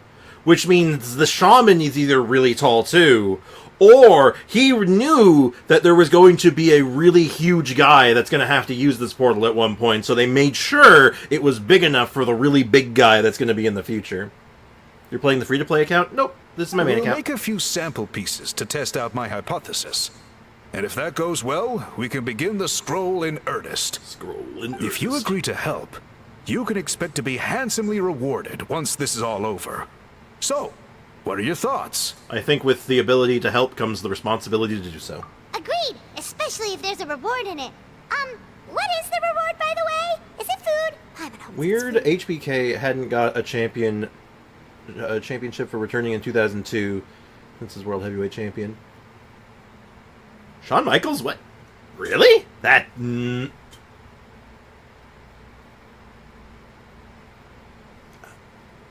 I'd have to go look that up, because that's surprising, actually. Because, man, he had so many good Whomst the hell are you? I'm sorry, we're in a quest right now. Not a good time. What's HBK? The Heartbreak Kid, Shawn Michaels. He's a wrestler. Given the stakes involved for our tribe, I was thinking a substantial sum of Mora would be appropriate. Surely that would be preferable to just a free meal. Mora? Mora works too. Anyway, how do we go about finding these ingredients? Are we supposed to just keep walking around Natland until we stumble across them? Yeah. Thankfully not. I've already identified a location where I suspect they may be found. And I've arranged for someone to guide you there. That's convenient. So many familiar names, very nostalgic. It is kind of some nostalgic talk for me. I'm kind of surprised that we've gotten all Your guide is waiting just on this outside. wrestling topic. You can set off I'm not at your complaining, leisure. And part 1 is done. Cool. Part 1 was very long. Or longer than a lot of the other ones. And I believe that would have given us a smidge of ore. Yes, it did. Alright, so we'll save the next one, I think. I don't think we're going to do that one right away. But... why don't we do a little bit of exploring? Where, oh where, can we find some treasure chests?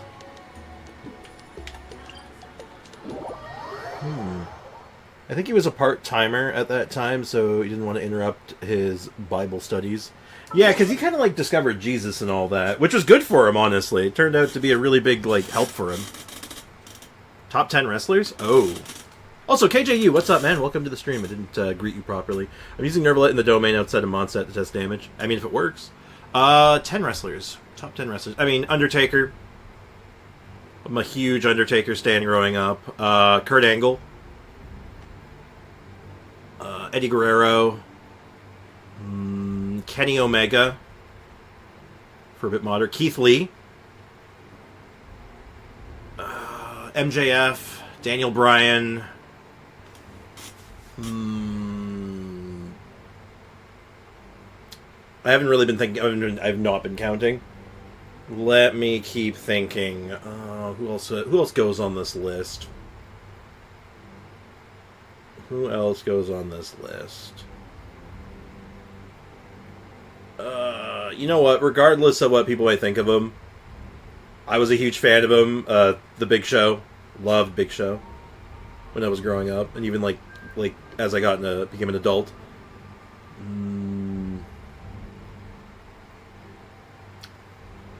And Daniel Bryan was hype, not gonna lie. Oh, hell yeah. The yes? Oh, how about... you know what? Screw it. If I got Undertaker on there, I gotta throw Kane in there. It's gotta be Kane! It's gotta be Kane. I didn't like Kane as much as The Undertaker as things went on, but man, I still like Kane. Kane and Undertaker, the Brothers of Destruction. Team Hell No was great. I love Team Hell No.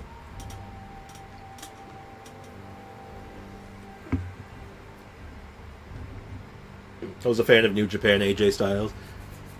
Wait, AJ Styles was crazy in New Japan.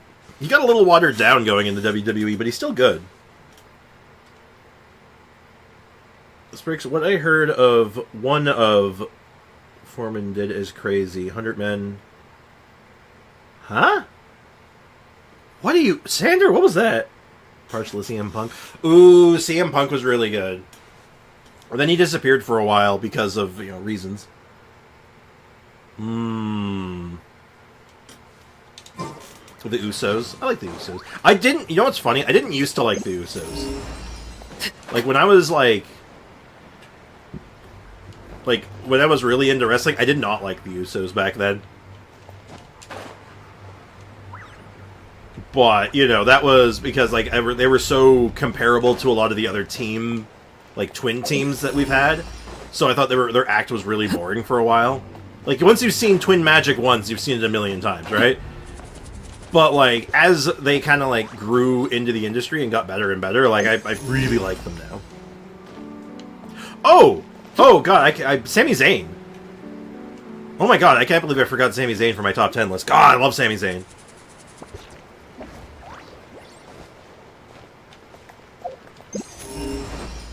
Sami Zayn is amazing. Every time Sami Zayn does something, I'm always into it. Hello, gentlemen.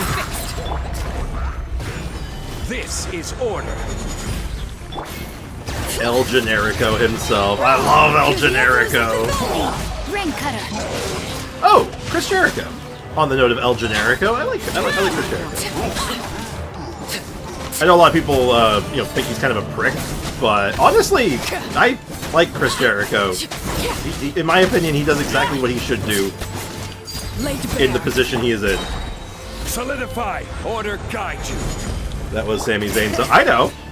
No, I know El Generico. I know what you're talking about. I understood the reference. I actually understood. That was back when he wore a mask. He was a luchador as El Generico. I remember that. My list is different if we're talking about wrestling or the entertainment side and all around work. No, for sure. Like, when I'm making a top 10 list of like that, I'm honestly thinking of both. Because I feel like you can have one, and if you don't have the other, you end up it's kind of lame sometimes. It doesn't work. Like, there's guys out there who have incredible wrestling talent, like, but in between the ropes. But their characters are so boring, and you can't relate with them. And then there's other ones that, like, are so compelling as storytellers, but the wrestling is so weak that, like, you can't get into the matches. So, like, I think you really need both. Like, you need your total packages. Shawn Michaels is like that. Shawn Michaels probably could have been my top 10,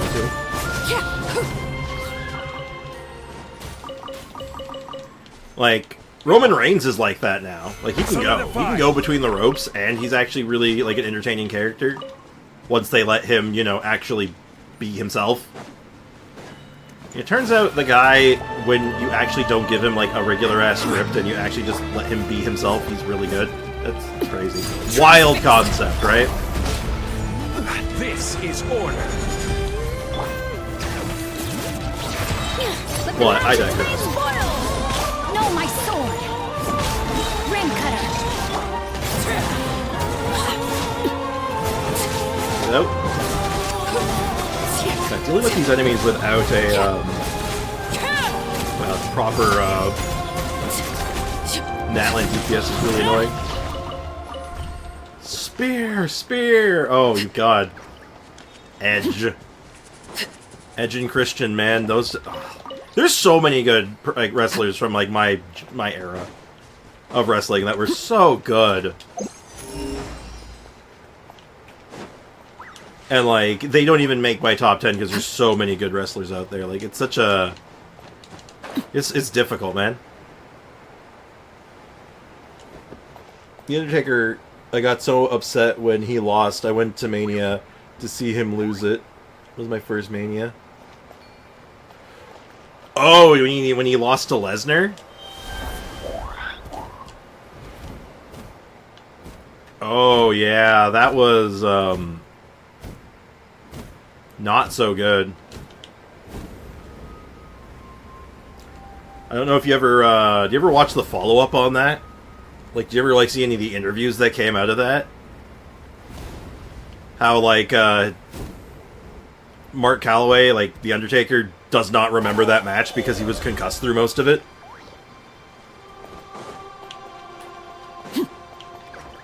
Brutal, man.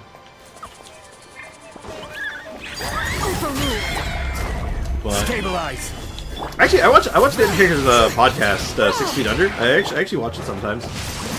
Whenever they have a good guest on, or like they're covering a good topic, I usually sit down and listen to it.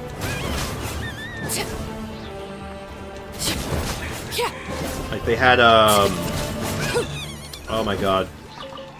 Why can't I remember his name? God, he's so entertaining. You're gonna go one-on-one with The Undertaker! What the hell is his name? Someone help me out here. Someone who's a wrestling fan from that generation. What is his name? Oh my god, this is gonna kill me.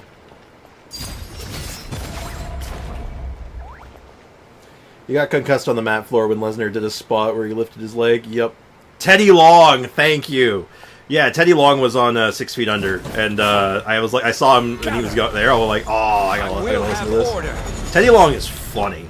Bring it. He's a funny guy. Hear the echoes of the valley. Witness the power of Gurwa. Huh? You're gonna go one-on-one with The Undertaker! God, he's so good. Entertaining guy, though. He's actually really funny. He's really good in interviews sometimes. He's a good listen. Laid bare. Screw the rotation. Oh, hello. That was worth it. An impressive bounty. Alright, we're getting somewhere. Favorite match is Mick Foley versus Edge.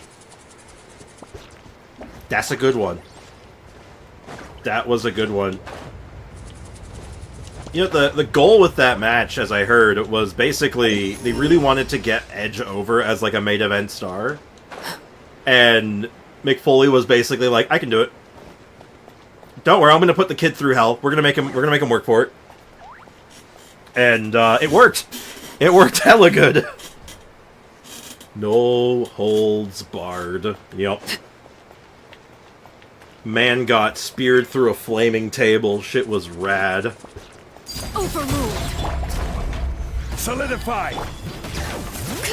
Man, that match was brutal. Let me weave you a verse. I think one of my favorite matches, the Shawn Michaels versus the Undertaker.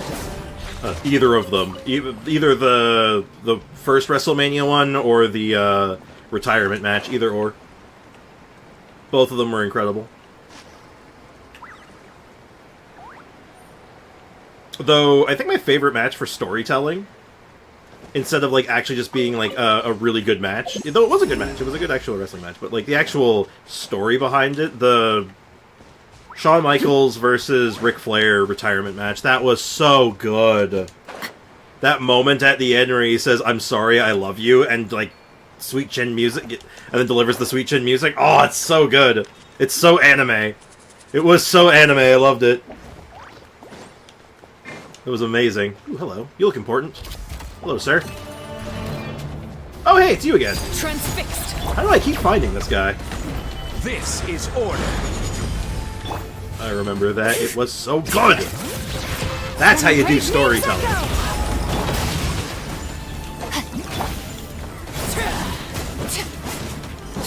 Top tier storytelling. Also, have you guys thought of any good options for games? Because I've gotten a couple of good options, a couple of good ideas from the chat already.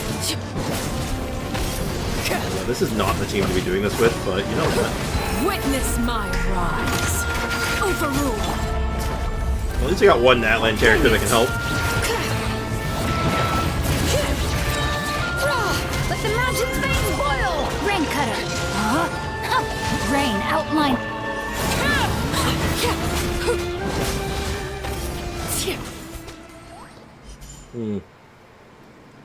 My voice is messed up. Do I stay home from work today? Well,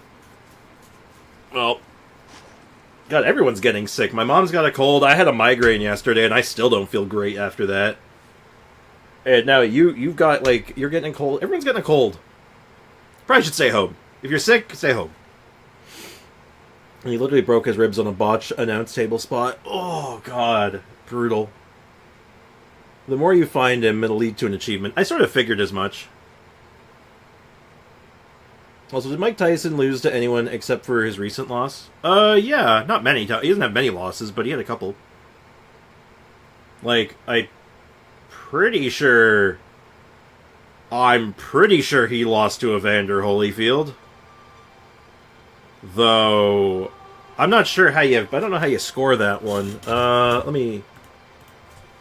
Mike Tyson losses. He has had 7 losses in his entire... Yeah, he's lost 7 times. So it was Buster Douglas, Lennox Lewis, Evander Holyfield, Kevin McBride. So, big long career, only lost 7 times. Yeah, I was to say, like, I'm pretty sure the Evander Holyfield one was a loss. I'm pretty sure. He did kind of bite his ear off. Shane McMahon versus Kurt Angle. God damn, that was brutal. They screwed up on the glass. Oh, just vicious. I kind of have a cold, but not that bad. Oh god, everyone getting sick. Stop it. So you are still here, brave warrior. Once upon a time, so the scholars say, the ancient and tyrannical lord of this Cinder City knew a way to prevent abyssal corrosion, so we... But there really is something ominous about this place, brave warrior. Lately, I too have had begun to feel a little strange. Sometimes after waking, you'll find that a road that was perfectly intact just a day before had now become broken and dilapidated. And were those stone houses like that there to begin with? It feels like they should be more complete. But sometimes when I awake, I see friends who should not be here anymore. Are they monsters? That should be it. That must be it. They're monsters that have taken the form of my friends. My duty is here to eliminate the monsters, but why? Why do I have to do that? Anyway, all things said and done, this is a very strange place. You should leave as soon as possible. Conversations with this man just get stranger and stranger. Oh my god, there's so much flowers in this one. Damn. Neat. Perhaps I can make a compromise with my work. Compromise work with my boss. That's not a bad idea. I enjoyed all of Mick Foley's matches. Oh god, yeah. Mick Foley's, he's crazy. Whether as Mankind, Cactus Jack, Dude Love, man. There's a really fun old documentary called The Three Faces of Mick Foley. It's a good watch. I used to watch that a bunch as a kid.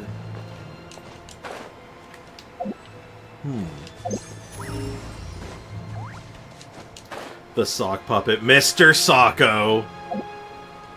Love Mr. Socko. Especially when he was tagging with the Rock for a while, and they were the Rock and Sock connection. Good times. Good times. Loved it.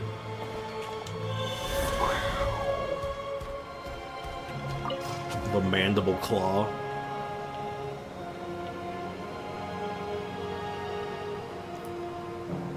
Is Arlecchino cons good? Probably. Most newer characters have been getting better and better cons over the years, so I'd be, surprised if they weren't. But let me go ahead and let's go ahead and take a little look-see, shall we? So, Mask of Red Death is further enhanced. The value is increased 100%. Additionally, Arlecchino's a distance interruption. And she does normal or charge attacks. Yeah, so C1's really good. C1's really good. Because Mask of Red Death is... Where is Mask of Red Death from? Mask of Red Death. Let's go find Mask of Red Death. All is ash. Where does Mask of Red Death come from? Oh, here we go. Mask of Red Death. Bond of Life, State. Yeah, so it just doubles a lot of her infusion stuff. So yeah, that's good. Yeah, obviously very good. Hey, Joshua. What's up? Welcome to the stream. Hope you're doing well. I'm just at my other account because I'm reading manga. Hey, hell yeah. What you reading? Something good, I hope.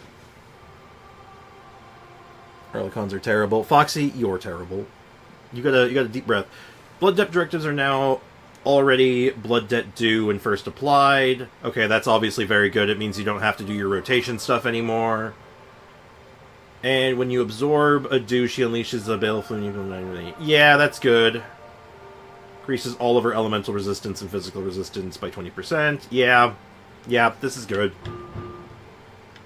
Normal attack up, obviously good. Arlecchino successfully absorbs a blood debt directive. Cooldown will be decreased by 2 seconds, and elemental energy restored to her. It's okay. That's fine. Bleach manga. Oh, hell yeah.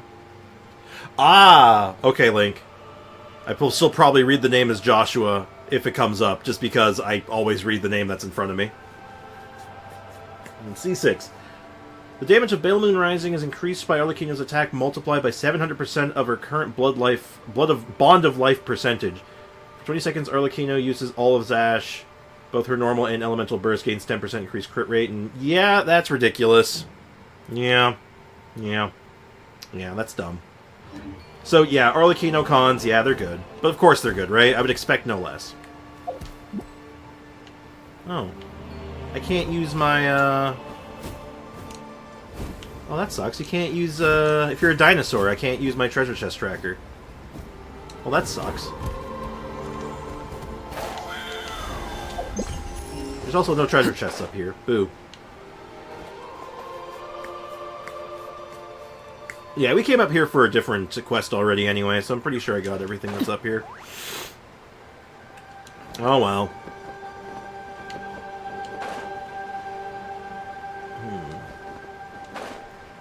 Spriggs, I bet I sleep with more pillows than anyone else in stream chat. That's a weird flex, but okay. Literally, big spenders should see 6 other characters. Also true. Like, if you're gonna C6 a character, I mean, obviously, if you have the kind of money lying around, or the time, you know, God forbid you've been just saving for one character this whole time, you definitely gotta pick someone who you really like, right? It's gotta be someone you love. And... oh god, there's a little bug in here. Oh no. And on top of that, I mean, Arlecchino's so good out of the box that, like, it feels weird getting cons for a character like this. Guess how many pillows I have? At least 2. Sleep with 2 normal pillows and a body pillow of Axel from Kingdom Hearts. Hey, no judgment. No judgment from me. Time to clean up some chests with some Geo.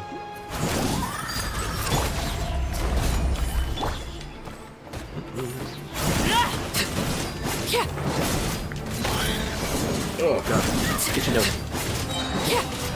Well, you are correct. I have 4 pillows and I don't have... oh, wow. Sander, I have you beat, actually. I have 5.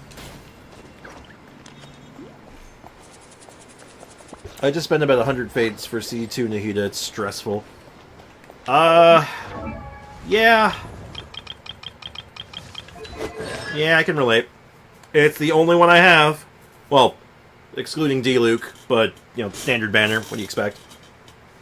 I said oh, I don't count. Well, guess what, Sander? Chat, what's up? I'm a chatter too now. Guess what, Sander? Get played. I'm now part of the stream chat too, jackass. Nice try. Showed him.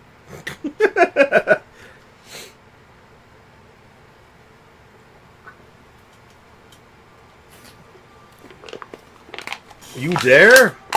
You dare think you can bring your authority here?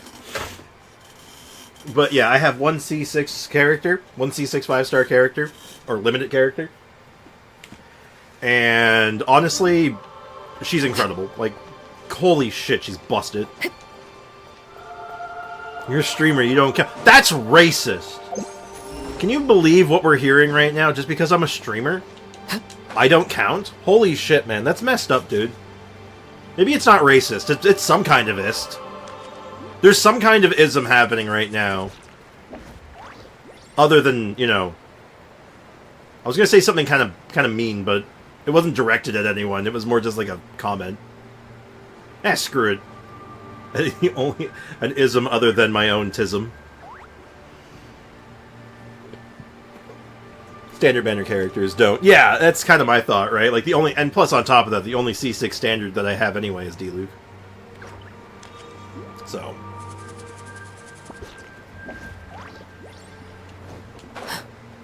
That's neither here nor there. But I usually, even as someone who owns a C6, it's not worth it usually. I say usually, but like it's expensive. It's very expensive, and the only reason I was able to even get one was because my certain people in my chat are absurdly generous.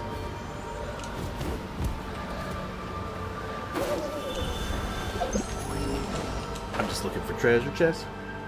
Gene is the only standard C6 that I have. Gene's good though. Gene C6 is actually really cool if I remember right.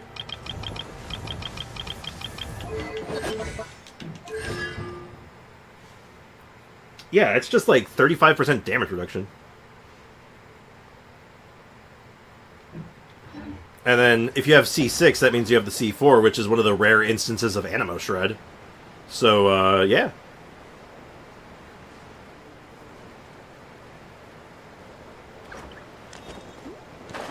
I got a C6 and a body pillow. Oh, that remark? I was trying to ignore it, but since you want to draw attention to it. Well, so the most cons I have in a 5-star is 2 cons, though those 2 are A and Chlorand and Yelan at C1. A and Chlorand... Oh, start chat. Oh, hello. Whoa. Why are you looking at me like that? Stop looking at me like that! Stop it! Stop looking at me! Oh, God. Why is it so aggressively looking at me? Yelan with Stringless is busted. For raw damage? Yeah... Most still go with, like, the energy recharge ones. Just for better burst time and synergy with Emblem, but Stringless is a really good option. Go on. You have my undivided attention. The only close C6 5-star character I have is Nari. And that's C3. And limited is, of course, Eula. That makes sense. Alright, what's the challenge? Oh, do I have to do some chicanery? Oh, I see it. Oh, I might have taken too long on that. Hopefully I did not take too long. Oh, is it like a it's like a...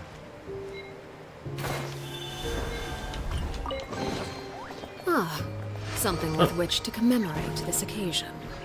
I thought this was going to be like a triathlon for a second.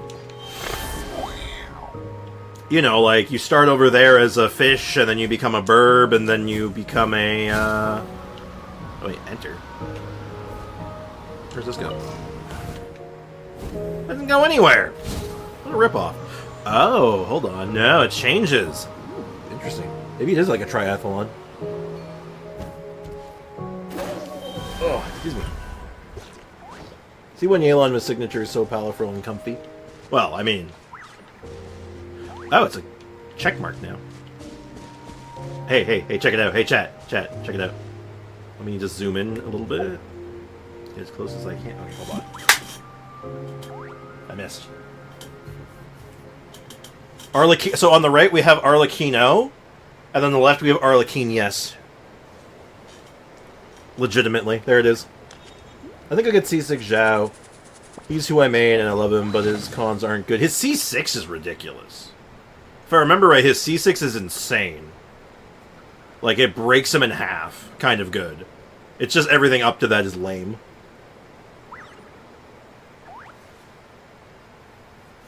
Oh, man. Discomfort.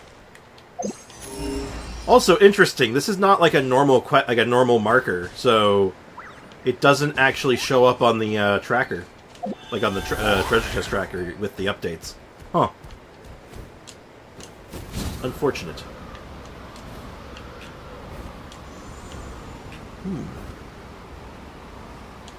I disagree. Arla is not an S. Yes. Oh.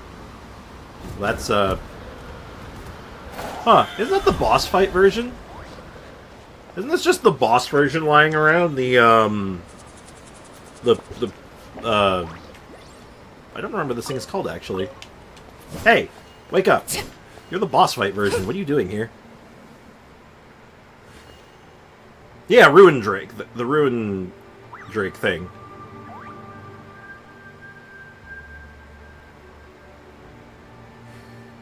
I forgot was not used.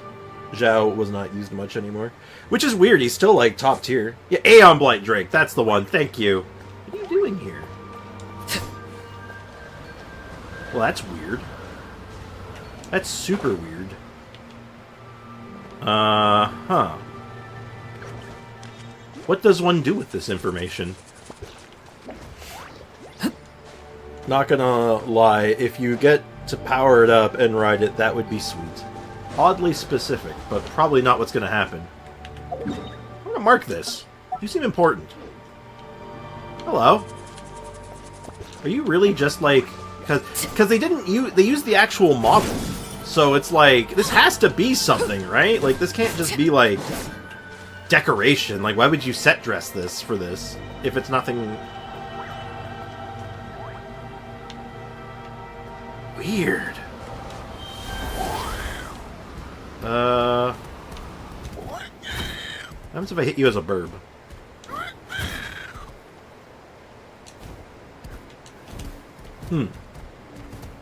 Interdasting. Very, very interdasting. Oh, hello, hello. Don't mind if I just grab that real quick. Ooh, this is actually part of... Might be part of this island thing. I forgot about this. Hey, we're getting somewhere. We're finally getting somewhere new. Hello, sir. Laid bare. I believe this is my island now, so you may be gone. Goodbye. You better not have survived that somehow. Touch. Quest related? Is that another Aeon Blight Drake down there? What the hell? Did you excuse me, sir, did you survive that? You dare? Alright, fine, you may live. Okay, so that restarted that, and got us a treasure chest, it looks like, so... Huh. Interesting. An impressive bounty. Yeah, I just realized there's so many Aeon Blight Drakes here. What the hell? I don't think we took a closer look at this. Why is there so many of the Aeon Blight Drakes here? Ugh. Brother, ugh. Why do they all have artifacts in them? One of these are gonna get back up. I'm so ready for it. Alright, so... That lets me go up here now, but to what end? Alright. Why would I want to be up here? Why would I want to be at this height? I had to go up there to even get that, so... What's up, Sander? What's on your mind?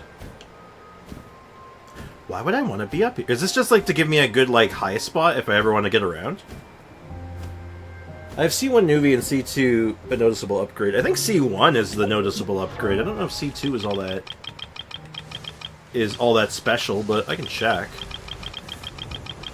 I know C1 is like the cash money one for a lot of people, because C1 gives you the it gives you a big upgrade to your to one of your passives, and it also gives you resistance to interruption. And this one increases crit damage of your charge attack by 14% up to 42%. So 42% crit damage? It's okay. It's good. Did you not get my message? Is it the one about your views on tall electro people? Because if it is, I have no reason to read that out loud.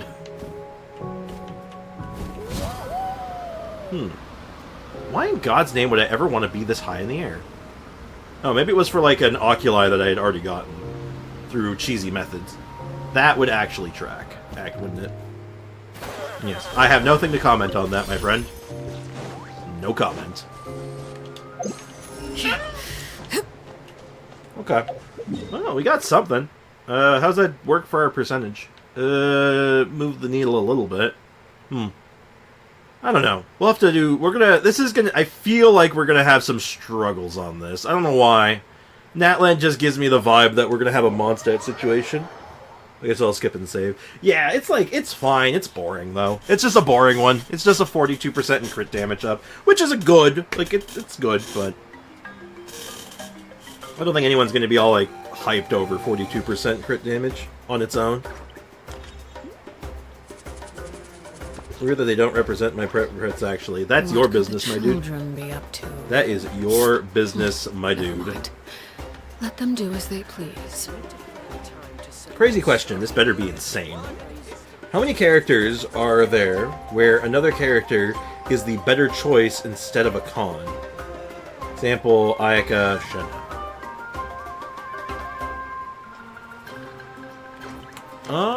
Okay.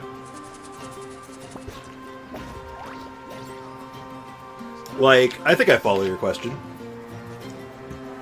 How many characters who oh, I could get the Ayaka con, but it would be better if I got Shenhe for her instead. Okay, I could probably think of a couple of ones. Let's look through that. That's a cool question, actually. In most cases, it's usually a 4-star. That's, the cash money support. So, in the case of... I don't know. Who's a good example I could throw at this? Chaska, right? Chaska, you want a con. Or cons are good, but you want to make sure you have, an Auroron or something like that, right? Zhao and Farazan. Actually, you know what? Zhao's a good example. We can use Zhao. Because Zhao actually got one recently. Xinyan. Because originally, it would have been, there really wasn't a character like this. Except for... Actually, no, Zhao is a really good example of this in hindsight, because he's had multiple ones. Because at first it was well, the Zhao cons are cool, but at the time, well, you didn't want to get a Zhao con, you wanted to get Zhongli. So even back in the day, it was no, you gotta get your Zhongli for your Zhao. Because that's your neutral shred. That's your only shred source. And it prevents his interruption. It gives him the defensive measure that he needs to do his thing. And then later, it would have been Farazan. You wanted to get Farazan to C6, because, huge animal buff, right? And Furina... I don't think Furina is as attached to him as the other two. But obviously Furina is a huge proponent to that team. The best version of his team does run Furina. But, big but, is that, the big, the breakthrough for Zhao was Xinyan, right? He's always been good, but this was the one that made it oh, I want Xinyan for my Zhao. But unfortunately, or I guess fortunately, there hasn't been a lot of examples. Oh, I can think of one. Sino. Sino's a good one. Sino's good, and his cons are pretty good, but why would you get a con when you can get Nahida to go with him? Nihilou is miserable without Nahida. I disagree. I don't think Nihilou needs Nahida at all. I think Sino needs Nahida. Xinyun and Hu Tao for the charge attack one. Yeah, but... well... Actually, you know what? I don't know if that's as good as an example, because that one's a choice, right? Do you want to do plunge, or do you want to do your charge attack play style, which C1 enables you to do easier? Makes it easier for Nihilou. Absolutely, but she doesn't need it. Sino needs it. Sino absolutely needs Nahida, and somewhat Furina. Because they're the only two, supports for him that have durations long enough to keep up with how long he wants to be on field. Because that was his big flaw, right? Was that it's a weird flaw to have. His on-field time is actually too long. So to get proper value from him, you need characters like Nahida and Furina that have the durations that let him do that. Is Sino good with Chevy? Really? I don't think so. Not terrible. Like, you could do Overload Sino, probably. I'd imagine it'd be okay, but, like, his general, like, playstyle with, like, the EM stuff, like an EM package alongside, like, Nahida and, like doing Hyper Blooms or doing Aggravates and stuff like that is probably better. Casino also likes Baiju. Casino? Casino? Who's Casino? Unless you mean Sino. In which case, yeah. Baiju fits in that team. Baiju fits in that. The last slot is really just like your healing spot. So like Baiju, you can do Charlotte even. Like there's a lot of characters that fit the spot, but Baiju is most certainly the best one. Like the thing is what we're talking about here is that like Sino and Nahida are basically glued at the hip, with Furina also fitting into that package, where Baiju has a few other options. But, yeah. There's, again, very few characters, thankfully, that fit that. You can argue Emily and Kanich, maybe. Because these two are very bread and butter with one another. Milani likes Shalonen. Everyone likes Shalonen, though. There's so many characters that like Shalonen. So, I don't know if that's fair. Like, because you could say, oh yeah, she wants Shalonen, but you could also say, well, she wants Kachina too, and she wants Kazuha. Like, there's so many characters that Milani would go well with. And there's so many characters Shalonen goes well with. Like, they're not as glued to the hip as some of the other examples. They do go well together, they're very good, but I don't think they're glued to the hip. Everyone except Physical. Yeah, well, Physical's not real. Physical's not real, I'm sorry. As someone who likes Physical's not real.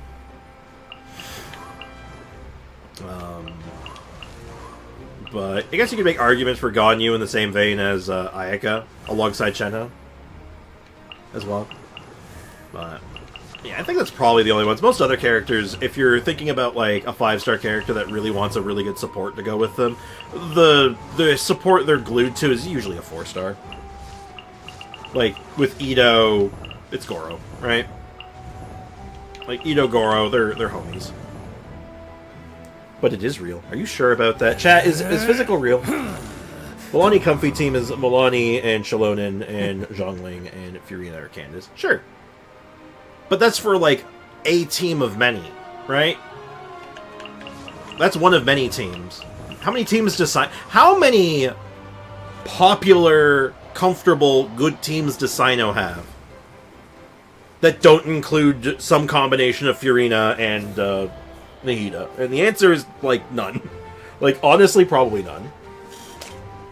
You could do other stuff, but, like, there's one that is far and away the best. Versus Milani, where there's, like, there are other options that are comparable. This one could be the best, but there's other options that can be compared.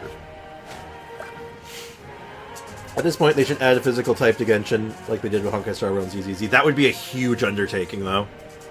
That would be a whole redesign to, like, the entire game, right? Because every character can do... every character can do physical damage in some capacity. So they'd have to redesign everything. That would be such an undertaking. And as much as I would like that, I don't know if it's realistic. Chiori and Kachina? I mean, I would say Chiori and Zhongli more so. I think Zhongli, Chiori is a better combo. This is a good combo, though. These two play very nice with one another. They play real nice. But, you know. So yeah, ultimately, for 5 stars, there's not that many that really have dedicated pairs where they need the other one to survive. Where getting this other character for them is so much better than a con. Because that was the original question, right? in what cases would it be better to have the character than the con? I mean, a lot of cases you'd rather have just another character anyway. But if you're going for, like, specifically, oh, I want an upgrade for my Arlecchino, is there a character that upgrades me, or is it a con that upgrades me? And I get that. And I think there's not that many. I mean, add a type that only does physical. Again, that is a huge undertaking, because then you know what physical needs then? Every character, they need to add a whole new line of reactions to that, right? It's more complicated than you think, my dude. It's far more complicated. And an only physical type would probably be horrendously bad. Unique specialty talents from every region is bait. In what way? I'm not sure I follow. I might agree with you, but I'm not sure. But I do want to talk about something, too. I wanted to talk about this a little bit. Is there a way to sort this? Yeah, let's sort by 5 stars. So, unfortunately, I can't look at the stats at all of these. But I can look at the stats of a few of them. What is a good...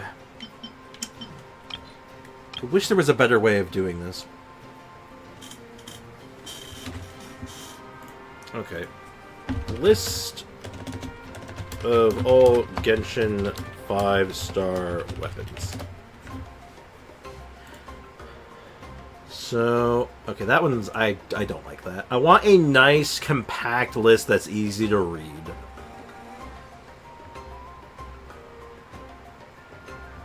Oh, this actually works pretty good. I think I might want to do a tier list version of this eventually. Like, we might make a tier list, because I think that'd be fun. And everyone loves tier lists. Check this shit out, though. I want to just thumb this over, like, as, like, an idea.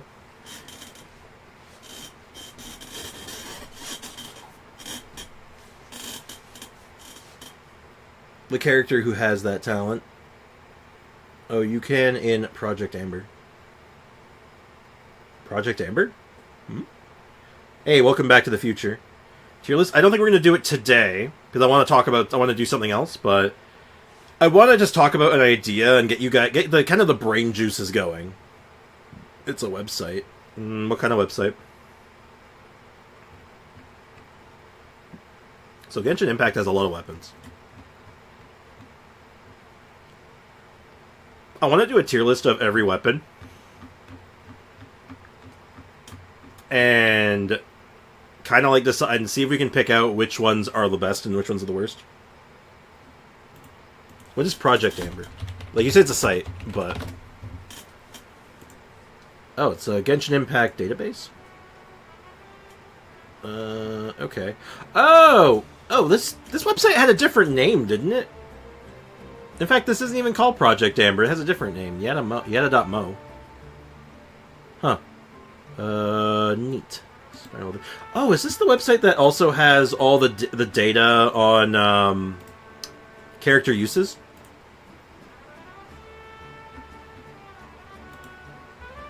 Hold on. Is there... I want to look at that. I want to find the website that has the whole list of character usage. It shows charge and weapons. Character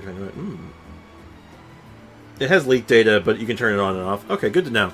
We might use that. I have to figure out that website first, but at least I know, like, I have a very basic list here that I can work with that has all the information in a very condensed package. I just want to thumb through this just a little bit, just like I said, just to get the brain juices going a little bit. Like... Almost Bow. Almost Bow's pretty good, right? Like, everyone pretty much accepts Almost Bow. Middle of the road, pretty good. Aqua Simulacra, one of the best bows in the game, right? Like, Elegy for the End, amazing bow. Hunter's Path, niche, but very good in its roles. Polar Star, very good. Silver Shower Heart. What the hell is this? What the hell is that? Is that a leak? Oh, wait, no. No, that's Siegwin's bow. Why does it have no special skill? What? Weird. It's supposed to be... Wait. Huh? That's strange. That's strange. Basically, every character, when a region was released, they had a talent, unique specialties. It's kind of tempting, but it's bait. Yeah, a lot of them ended up on 4-star units. Like, this, like, you know, for those unique regional specialty stuff. Thankfully. Like, a lot of them ended up on 4 stars, so they're easier to get, but... Siegewin's bow absolutely has a weapon skill. That's super weird. That's super weird. Why is it listed like that? Anyway. But yeah, I think it could be fun eventually to go through, like, a tier list. And I feel like the tier list wouldn't just be like, is the weapon good? Because every weapon has a use, right? Like, there's a weapon... Like, every weapon could be put on, like, a character and it would be fine, right?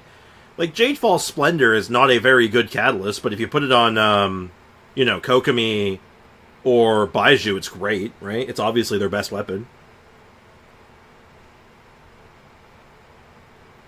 No, it has a skill. That site does not list it. Very weird, because it has the newer one. Like, it has,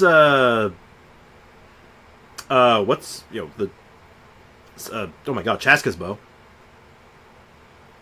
So, it obviously works.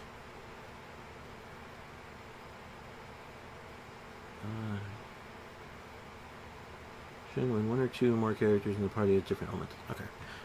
Yeah, it's up to date. Weird.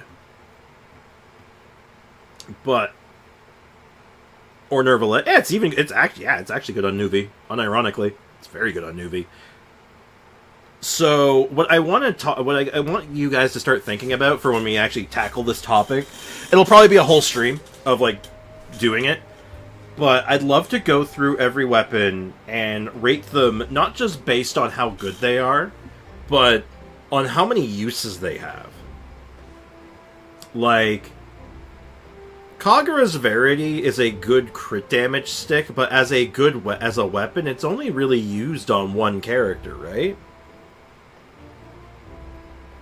Siegewin was so nothing that they... There's nothing in the SIG info. Okay, you know what? I read something yesterday. So I made a post on HoYoLab a couple days ago. And it was just following a trend that I saw I thought was interesting.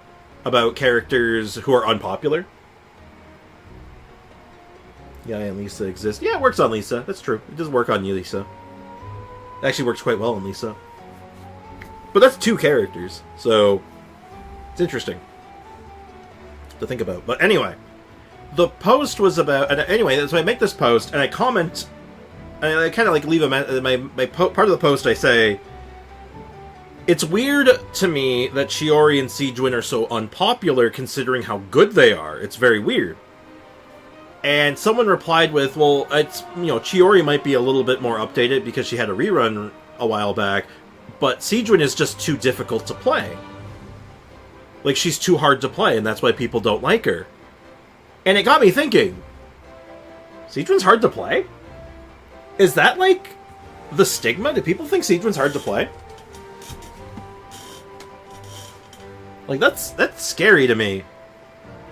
Siegewin has 2 buttons. Like, you don't aim with her. You don't do charge shots with her. You don't even have to do her burst. You just have to tap her skill every so often.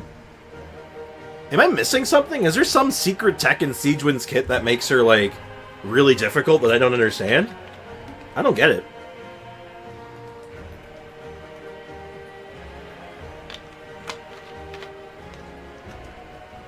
Her buff is so small. It's fine. It doesn't need to be huge.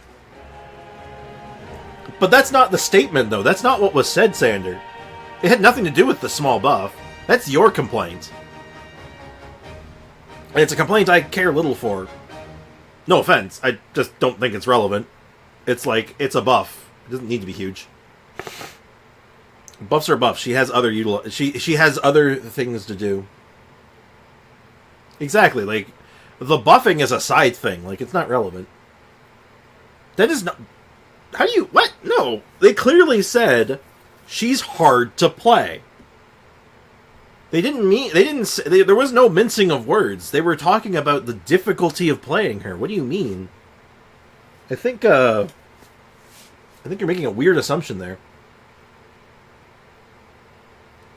I saw a stat that claimed 64 of all games are played on mobile. Hoyle likes to play musical button location on mobile devices. Does Siegwyn's buttons move or change? No. You either hold her skill or you tap it, and it's fine if you tap it.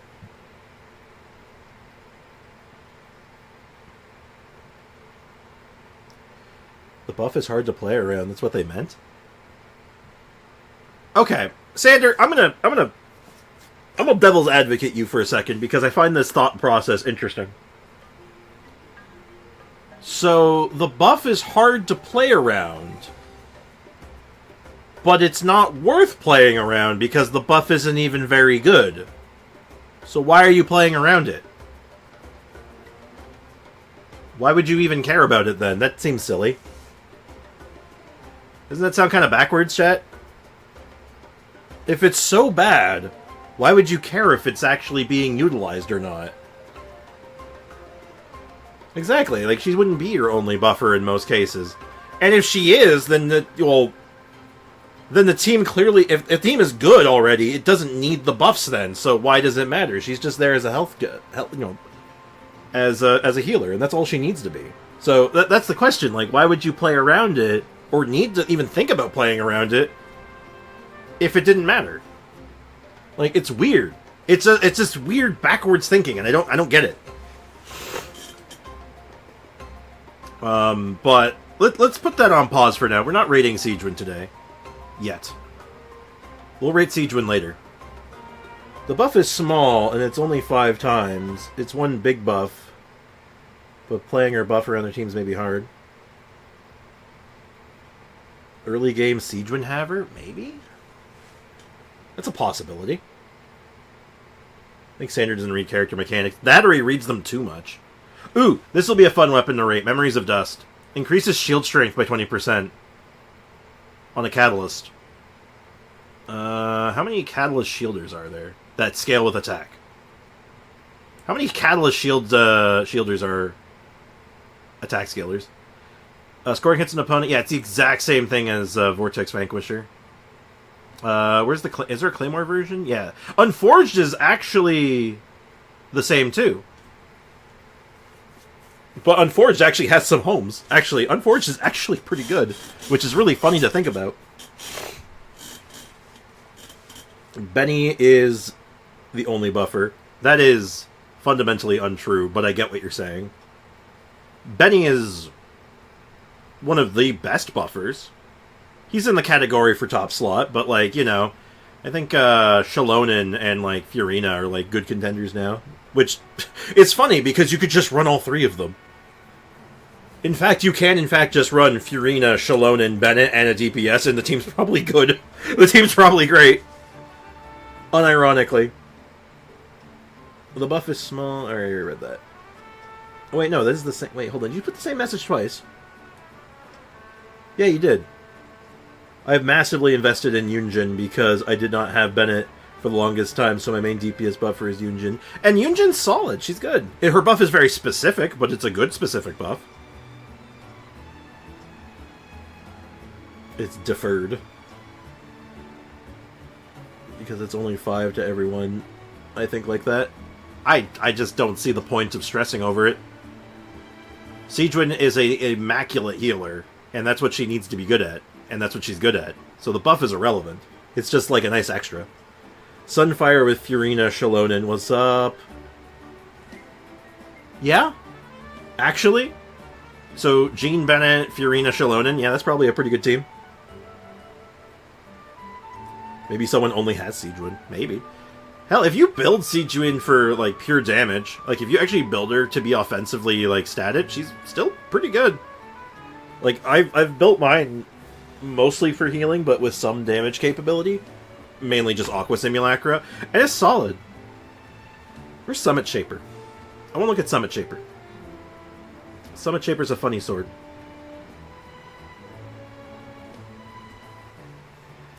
This whole line of weapons is so weird. Shield strength plus a stacking attack bonus that only stacks on field. It's very weird.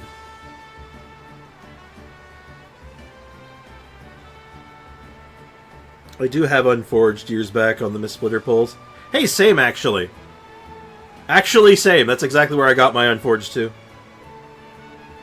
Maybe they don't have Furina. Seadrin is as good as your Furina. I mean, Seadrin is a great character to pair with Furina. They play really nice with one another. Well, yeah, so I want to do a whole list of going through all of these eventually. And basically rank them on usability. Like how many homes they have, how strong they are in those homes, like how well do they hold up. Summit Shaper reminds me of Optimus Prime Sword from the Bayformer films. Alright, now I gotta look at it again. It's a small icon, but I'm gonna try to take a look at it. Yeah, I can see it. I can see it. But yeah, so keep that in mind. Think about that more, chat. Because we'll rate... I want to do all the 5 stars, but I also want to do the 4 stars eventually, too. The 4 stars are going to be an undertaking. Like, there's a lot of 5 stars, but holy shit. There's a lot of 4 stars. Oh, actually, there was something else I wanted to talk on the note of 4 stars. Because we were mentioning this earlier, and I thought this is interesting. There are a couple of event weapons we were talking about if event weapons were to come back. The Energon Blade. Is there a polearm user that doesn't love Homa? Let me think on that. There's a few that don't love Homa, but they like Homa. Oh yeah, Yunjin. Yunjin does not give 2 shits for Homa. Homa is wasted on Yunjin. She don't like it. Because the crit damage is nice, but she's like, oh, crit damage, cool. Too bad I don't have a lot of health, and I don't want the attack that comes from the health bonus. And frankly, I don't really care if I crit or anything, so, go away. So, yeah, there's a couple. But, oh, what is... Oh, that's from the thing. So, yeah, Cloudforged is kind of cool. I don't want the description. Unfortunately, I can't look at the stats. I wish I could look at the stats from here. But, you think there's a... Hold on, maybe there's a list. Maybe I can find a list online. Are you done min-maxing your Dehya or Noelle? Do you plan on getting more upgrades eventually? Eventually, I want to get more upgrades again. I don't know when I'm going to do that. Like, I don't know when we're going to jump back on that project, but eventually, yeah. Eventually, I want to have Dehya according to the judgment of the Oratrice, Mécanique, d'Analyse, Cardinal, and, like, Anka Network. I do want to see what it's like to have 100%. A top 1%. I think that'd be cool. Mika. Ooh, Mika's another good one. According to the judgment of the Oratrice Mécanique d'Analyse Cardinal. Yunjin for Fireworks Girl. Hell yeah. Let's see, is there Genshin event weapons? Friendship. Oh, flagship event exclusive weapons. Here we go. Let's go ahead and thumb through ooh, what if we were to tackle this first, as far as weapons? Like, we could do this right now. I don't know if I'll record it, but we can talk about it.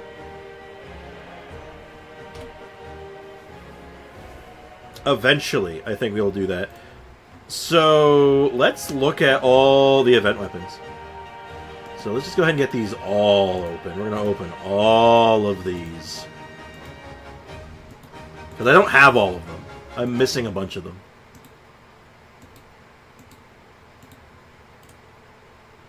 Okay.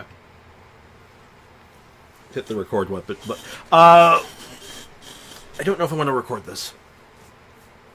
I might, actually. Maybe that's not a bad idea. We can talk about this.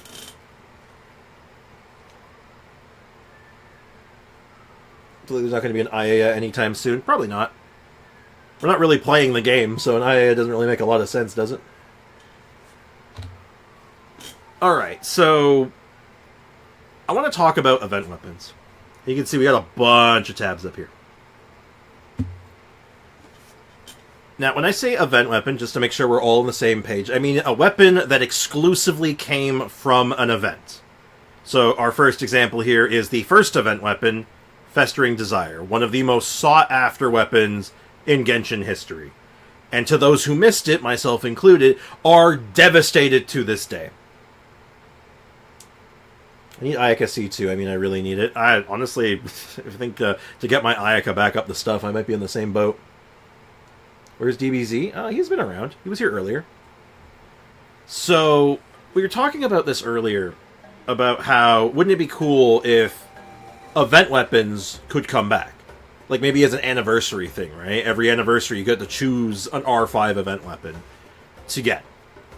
So whether maybe you want a second Festering Desire, or maybe you want to get one that you missed, like Festering Desire. And I think you're noticing a theme here. I really want Festering Desire. Anyway. I remember using this on Benny before switching to Skyward Blade. It is basically the best in slot for Benny for a long time. It was really one of his best weapons. But, as someone had mentioned in the chat, I think it was Freakification, was that the only ones people really talk about, or you hear about, are Festering Desire and Cinnabar Spindle. Well, let's go through the whole list. We're going to talk about all of them and just see which ones you guys, or myself, would want a copy of. Whether I missed because I missed it, or because just having an extra one would be kind of cool.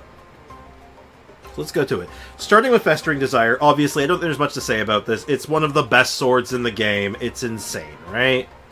Increases skill damage, increases skill crit rate by pretty notable margins. It's very similar to the lead pipe now. So at least there's a sort of pseudo replacement for this thing now. But it's an ER sword, and it still maintains, like, okay base attack. Like, this thing's great, right? Like, this is like a Furina dream weapon for a lot of people. I only started this game in February. I want them all. Honestly, same. I started this game just a little late, and I took a break at, like, certain points, so I missed a couple. I missed a few really good ones. I have never stopped a single inch of playing this game for events. I would love to have a Festering Desire. Yeah, I think that's true for... I think that's true for most people. I think most people who play this game, if they have a Festering Desire, they probably want a second one. And if they don't, they want one. If you know about this weapon and you don't have it, you probably want one. It's incredible, right? It has its mystique and its reputation for a reason. It's amazing. And it looks cool. Yeah, absolutely. This thing looks cool.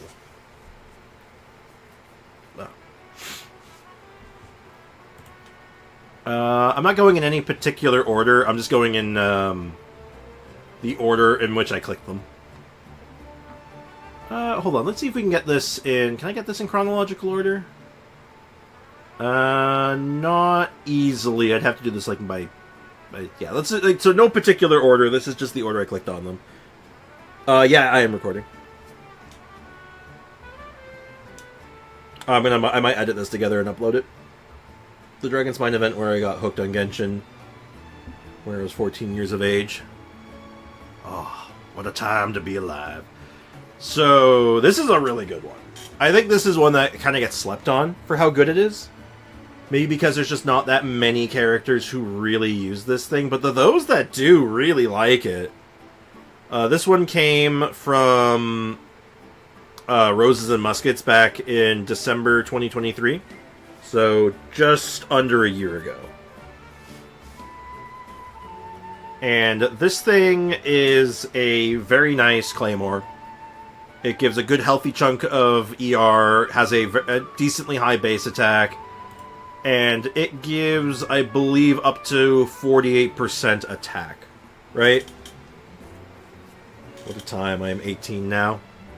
Oh, you're a youngin'. So, 30% ER and 48% attack. This thing has a lot of stats on it. This weapon has a lot of stats. Yeah, assuming you've done all the Melusine quest lines in Fontaine, this thing is incredible. This thing's amazing. I would argue, as far as the 4-star lineup goes, this is Beto's best in slot. It's Beto's best in slot. It's really good on Kaveh. Like, this thing is just good.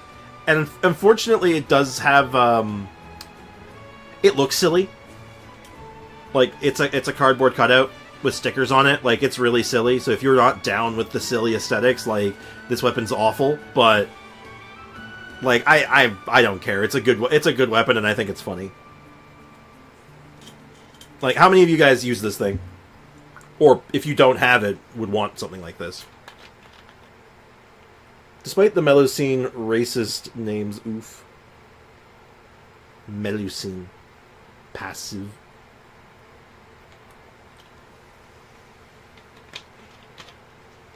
I'm not using it. I think that's what's slept on. You know what?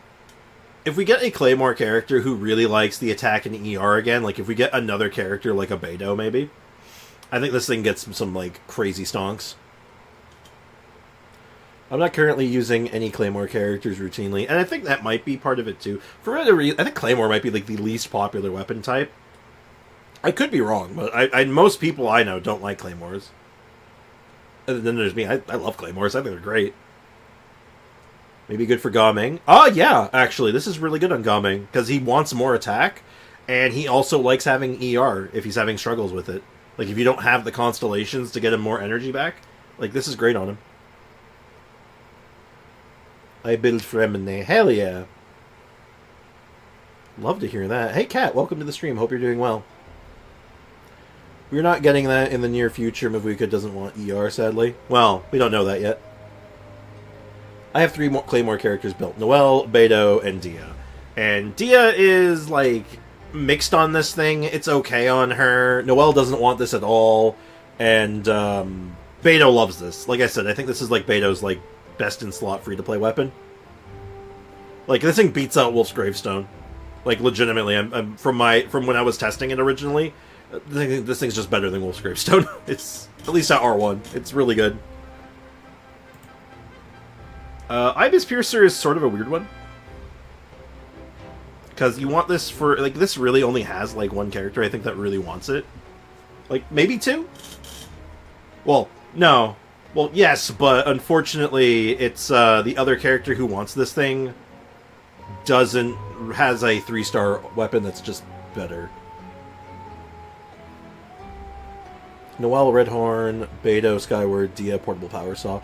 I think it might be better than... Unironically, it might beat out Skyward.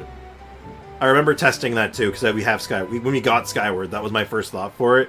But I'm pretty sure the cardboard cutout sword was better. Shockingly, yeah. But yeah, Ibis Piercer, I feel like you really only use this thing on, like, Tainari and Sethos, and Sethos uses a 3-star over this thing. And Nari has, like, a bunch of better options. The Ibis Piercer's weird. I don't think this one does, I don't think this one has a lot of homes, unfortunately. This one's lacking. Yeah, I've never had a use for Ibis Piercer. Even when I got Tainari, it was like, yeah, I got better options. Funny, I just booted up Genshin, and Sethos is out here right now. How convenient. Gotta throw that Ibis Piercer on him. Yeah, this one's from May 2023, so about a year and a half ago. And I've never used it. I've never had a reason to use it. It gives... I mean... Like, this thing gives 160 EM while also giving attack. Like, on paper, it's quite good. It's just... Like, I guess you could put it on Ganyu, maybe, and it would be okay as a free-to-play option, but again, there's so many other options for her. If I had one!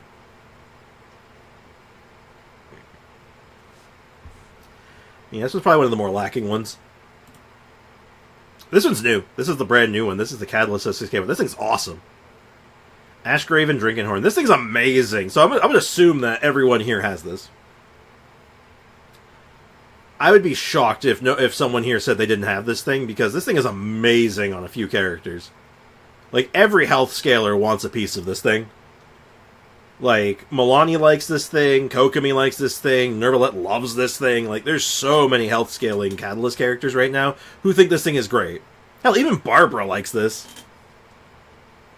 I have it and I'm using it. Yeah, it's great. That thing is a whole meme. What a beast. Don't have it. Oh my goodness. Oh, green inbound. You must have just missed it then. That sucks. Oh. Noted for Kokomi. Yeah, this thing's amazing. This thing's awesome. Yeah, no, throw down Nouvellette. It's really good on him. It just gives... It's a health thing that gives extra damage. Literally, like, what, 80%? How much damage is it? Yeah, 80% of max HP in like, a small AoE. Every 15 seconds? Yeah. Yeah, he kind of likes that. Oh, I'm not using this, I meant. Oh. You should consider it. If you have the characters for it, obviously. If you have the characters to make this, to rock with this thing, holy shit, it's really good. This thing's really nice. Just a nice chunk of damage whenever you want it. I like it. Not much to say on it. It's very fresh, very new. So most people have this, so I don't think a lot of people are hard pressed to get another one. Now, here's a cool one. I don't use this one, unfortunately, but this thing is actually pretty good. This thing's a really fun one. The Luxurious Sea Lord. Literally just a big-ass tuna. Prototype Amber or this on Amber? Or on Barbruh? I prefer... Like, Amber's good for, like, the full healing stuff, but I like having that extra damage spike. That extra damage spike goes a long way. I use the Crafted Natlan one over it. I mean, that's fair. I don't know why, but... Like, they're both good. They're both very good. But you have options, at least, though, so that's really... It's nice to have the options. But I definitely would have... I think I'd go for the ring, the event one, just because you got the R5 of it for free without having to make more. Use this on Diluc, where pan-seared tuna. Very true. But yeah, this is like a very good weapon that gets outclassed pretty quickly, unfortunately, but it has some really fun uses. Like, it's good on Diluc, because it increases burst damage. And has, like, every time you fire out your burst, you get, like, an AoE damage for, like, 200% of your attack. You hit him with the big fish. So, I mean, again, it's a silly-looking weapon, so you have to be able to stomach having a giant fish as your weapon. Crafted is more personal damage, where the event one is not. Event one is not giving it to Milani. I mean, that's fine. That's fair. I think for Milani specifically, the crafted one might be better. But that's if you're min-maxing. For convenience, though, we did get the... I know we got the crafted one for free at R1, but getting it to R5 is a bit of a pain. Yeah, no, this is actually good on Eula. This is actually, funnily, very solid on Eula. Because, obviously, she wants the attack. Her biggest damage source is her burst, so... Yeah, you can absolutely get this. But this is a 3-year-old weapon, right? This is an old weapon. I got the crafted R5 in 3 days. Must be nice. Not everyone has that luck. Because dream solvents can be a pain. Give it to me. I'm pretty sure your weapon lineup right now is better than this right now, Foxy, but this thing is really fun. This thing's fun. I think a lot of people would want this just for the novelty. I think at worst, I think a lot of people would want this just to be able to swing around a big fish. So to a lot of newer players or players who missed out on this, they just want the fish. And as a weapon, it's solid. There's a lot of characters who like this thing. Like I said, Eula, Diluc, Beto, any character that has a powerful burst. Any character that has good damage that comes from their burst is going to like this thing. And it's a fish.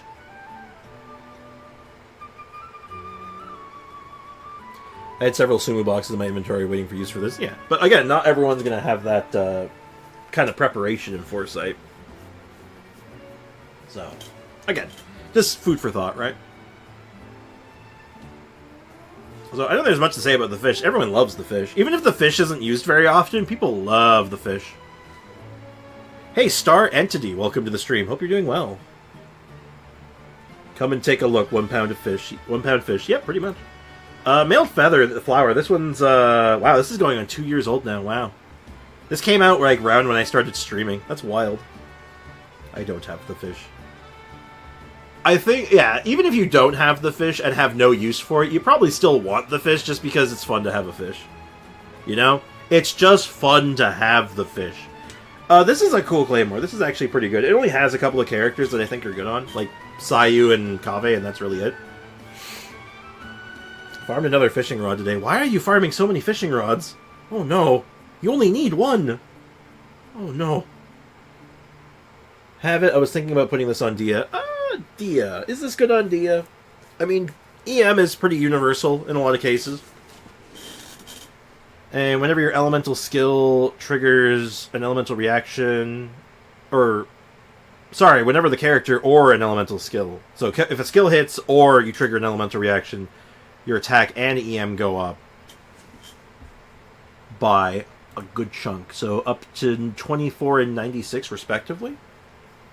That's probably okay on Dehya. Yeah, I'd be fine on her. I got the achievement of 500 fishes. Oh no. Are you okay? Are you well? Like, are you gonna be fine? Mailed Flower is Kate's weapon. Good old Kate. I guess you mean Kave's weapon? Yeah, like, this is a Kave weapon through and through. But you could I'd definitely put this on Sayu. If you're actually seriously using Sayu, this goes on Sayu. This does everything she wants. It gives you attack, it gives you lots of EM. Like, that's it.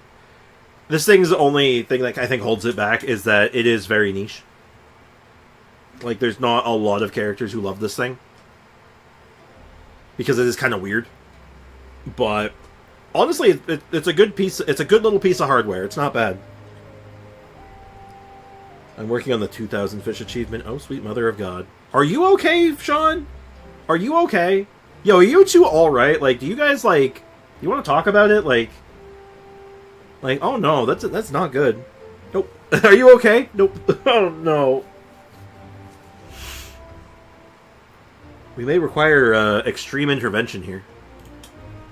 Missive Wind Spear. This is one that I don't have. I don't have this one, but apparently I've seen this one floating around. So we have an attack weapon, attack polearm.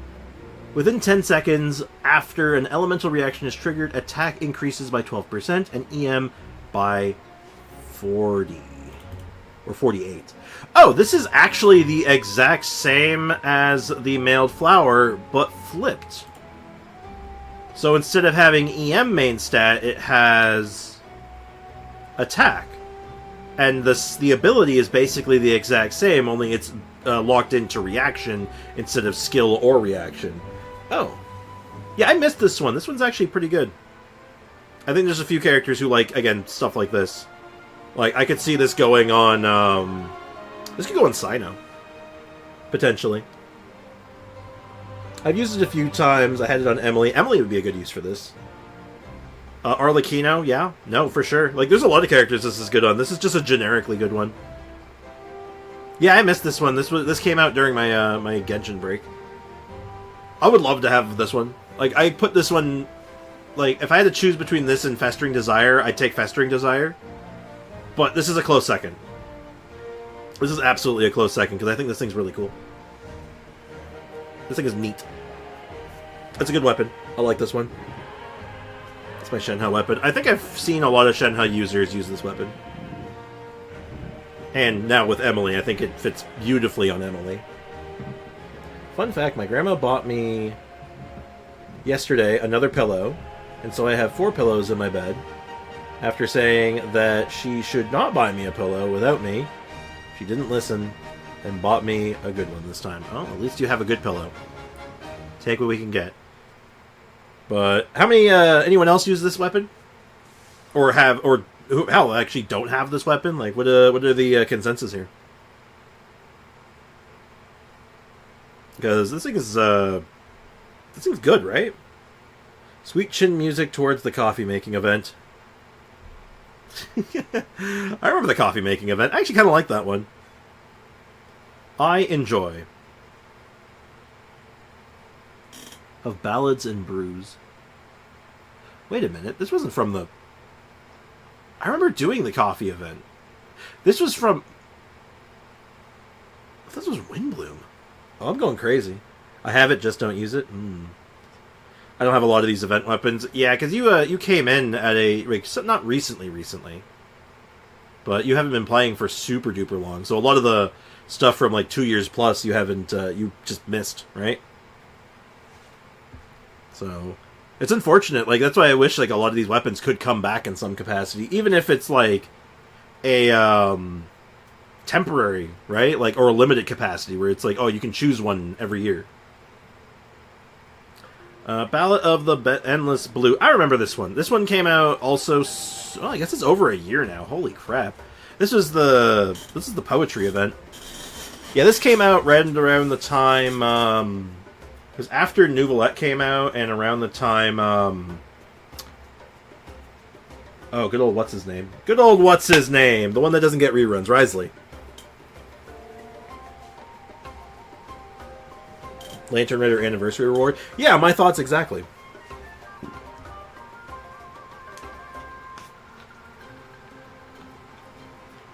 I don't remember seeing this, to be honest. Yeah, it was from... remember that poetry event from last year?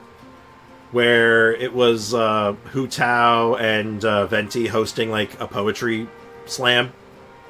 And you got to just hang out with a bunch of characters writing poems? And then an Oceanid showed up? Yeah, this is what that's from.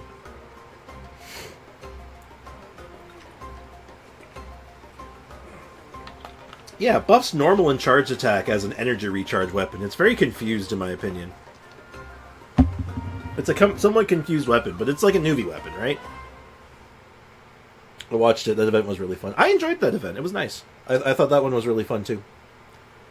This is a very, very niche weapon, because there's just not that many characters who want energy recharge and normal and charged attack damage. Like, I think the only character who really likes this thing is Nuvi. Like, Risley maybe, but he doesn't really care for the ER. Like, that's where the weirdness comes in, right? Because there's just not that many characters who really value that ER. They'd rather just have attack or, like, an offensive stat. Nuvi's, like, the only one who's like, oh, yeah, that energy recharge is really valuable. So, yeah, it's a Nuvi weapon, but there's so many other Nuvi weapons that this one kind of gets buried. Not bad, just buried. This one just came out, so there's not really much to talk about here. We should all have this. In theory, we all have this, and if you don't have it, go get it. Go get it. It'll take you like an hour. Come on. What are you doing? This thing's cool. This thing's like really good, actually. Normal and charge attack crit rate, plus an attack scaling weapon, good base attack. Like, this thing's solid. All you need is a shield, and there's so many ways of doing that. Why need Kagura's Verity? Or who needs Kagura's Verity when you need EM books? True. Maybe Ningguang for the last one? I guess. C6 Ningguang specifically, because you really want her burst. Yanfei, not really. Her burst comes up really fast, and she can operate without it. And again, she'd rather just have the attack stat. She wants to do more damage, because she needs her scaling. Oh, I need to do this event still. Do it! It's a really good sword! And you think you only have like a day to do it. If it's still available, even. God, I hope it's still available. If you've missed this... What are you doing? Oh my god! If you missed this one, I don't think I'm allowed to have sympathy at that point. I don't think I'm allowed. I have this sword, no one used it on yet. I was messing around with this thing on a few characters. There's a lot of characters who really like this thing. It's decent on Ayaka, if you like doing the normal and charge attack stuff. It's good on Ayato. It's good on a lot of the physical healers, like Chi-Chi and Jean. Like, they're both pretty good with it. Like, this thing's solid. This thing's all-around solid. It is still available? Oh, thank goodness. 3.5 days left. Yeah, get to that. Don't miss this thing. It's good. It's really good. Like, we were throwing this thing on a bunch of different characters, and it shined everywhere. Pretty much everywhere we did it, it was good. It's solid on Jean. I'm a Victorian child, let me wallow. No! No wallowing. No wallowing, now go eat your porridge. Because I don't need it. She's good with spread, aggravate, and hyperbloom. Oh, you mean like with Kagura's Verity specifically on Yai? I think Kagura's Verity gives her more options. Like, you can run it, you can use it for aggravate, you can use it in taser, you can use it for hyperbloom, you can use it everywhere. It's just the all-rounder pick, right? You can go super specific to make her a little better if you want to, like, min-max it, but Conqueror's Verity's just, like, good all-rounder. I have the craftable Inazuma Sword Ungene. That's a good one. I like the ER, personally, that comes with, like, Sapwood Blade, but there's so many options. Oh, Chlorand. We couldn't test it on Chlorand, but obviously, yeah, it's very good on Chlorand. I have not built it since I have not seen a reason to, but to put the materials into it, since I have other options. Many in the future. Am I in the future? Yeah, that's fair. I would level it up now because it's on discount. Like, event weapons are cheaper to level up during the event they are available. So it is worth doing that to save on resources overall if you do plan on using it eventually. But this thing is great. This thing is a really good weapon. I like this thing a lot. Cinnabar Spindle, this is the other one that everyone talks about. If you like Albedo, this is the weapon. Hell, if you like Chiori, this is the weapon. If you don't have if you don't have the premium stuff. It is time. I must go to work. Oh, you're not, I thought you were gonna take the day off. You're sick, remember? What are you doing? Don't do that. I always build the event weapons to 70 during the cheap. That's fair. At least get some investment in it, so you don't have to, like, break yourself later. Yeah, so this is, like, a weapon that, if you have Albedo, this is your best friend. If you don't have Albedo, it doesn't see any play. If you have unless you have Chiori. Actually, if you have, if you got, Shalonen, you might have considered, and you had this probably made you very happy. Because you're like, oh, finally I can use this thing. What time is it there? About 1 o'clock. We're going on 1 p.m.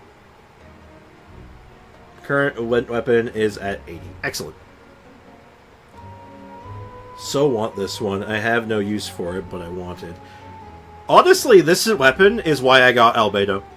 I didn't get Albedo just because I wanted Albedo. I got Albedo because I wanted to use this weapon.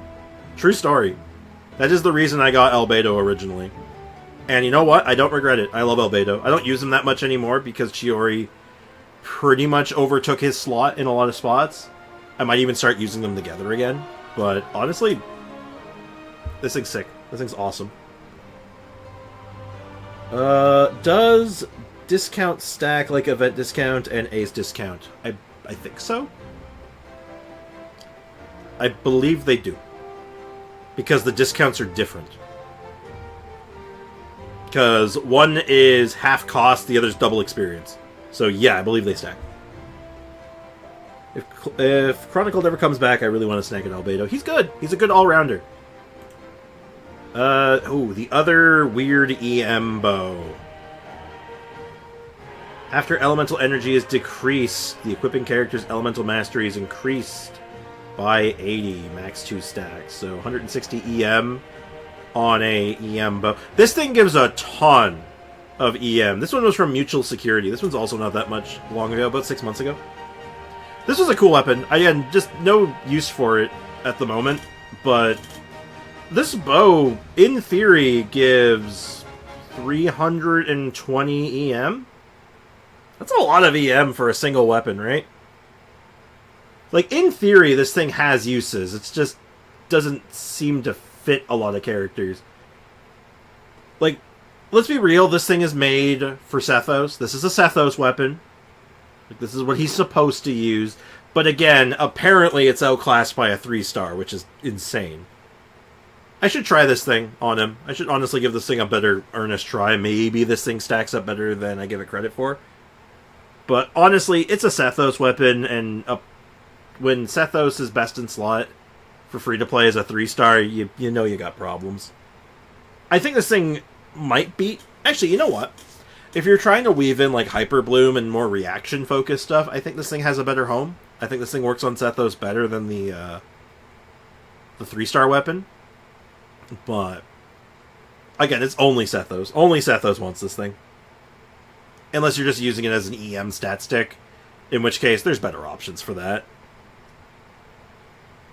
Thank goodness I snagged Albedo during the Chronicled Wish. Did so because a lot of Geo characters were running at the same time. good time for it, definitely. My guess is that we will have a Leeway Chronicle Wish in 5.3 and a Mondstadt Chronicled in 5.5. Unless they keep going in chronological order, in which case we have an Inazuma Chronicle coming after that. But who knows, right? It's no way to... Unfortunately, we have not mastered seeing the future yet. Not yet. Tokubo Shigure. Yeah, another EM stat stick for the most part, but its effect is kind of cool. You know, if your attacks hit an opponent, it will inflict a curse on them. Triggered, it lasts for 10 seconds, can happen once every 15 seconds, and if the opponent is defeated, you immediately refresh the cooldown, and when the character wielding this weapon deals 16% more damage. I believe that goes up to 32. Yeah, it just increases all of your damage against marked targets. This thing's good. This thing's just good, right? Mondstadt Chronicled was in 4.5.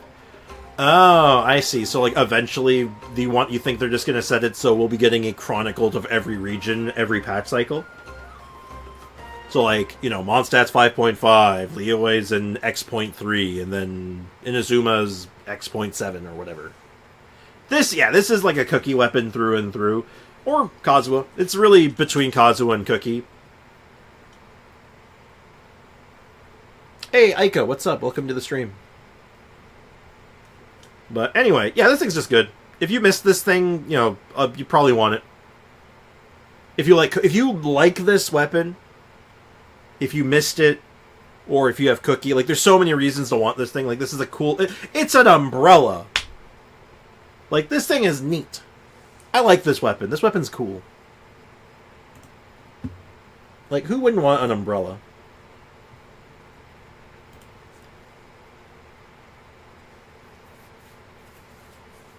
Excuse me. Anything on Mavuika or Seat Lolly weapon? Not yet. I think officially it's too soon. Probably not for another week-ish, I'd imagine. Like, closer to the special program, so we'll be waiting a little bit. I have this, I use it for Kaching Aggravate. Makes sense. Like, again, any sword character that wants to do Aggravate or reaction-based stuff, like, this is it. This is probably their best weapon. Unless you have Freedom Sworn, which, I mean, that's a different conversation, right? But yeah, this thing's sick. The Ninja Cookie loves to smack the baddie with a parasol. That is one of the sentences of all time.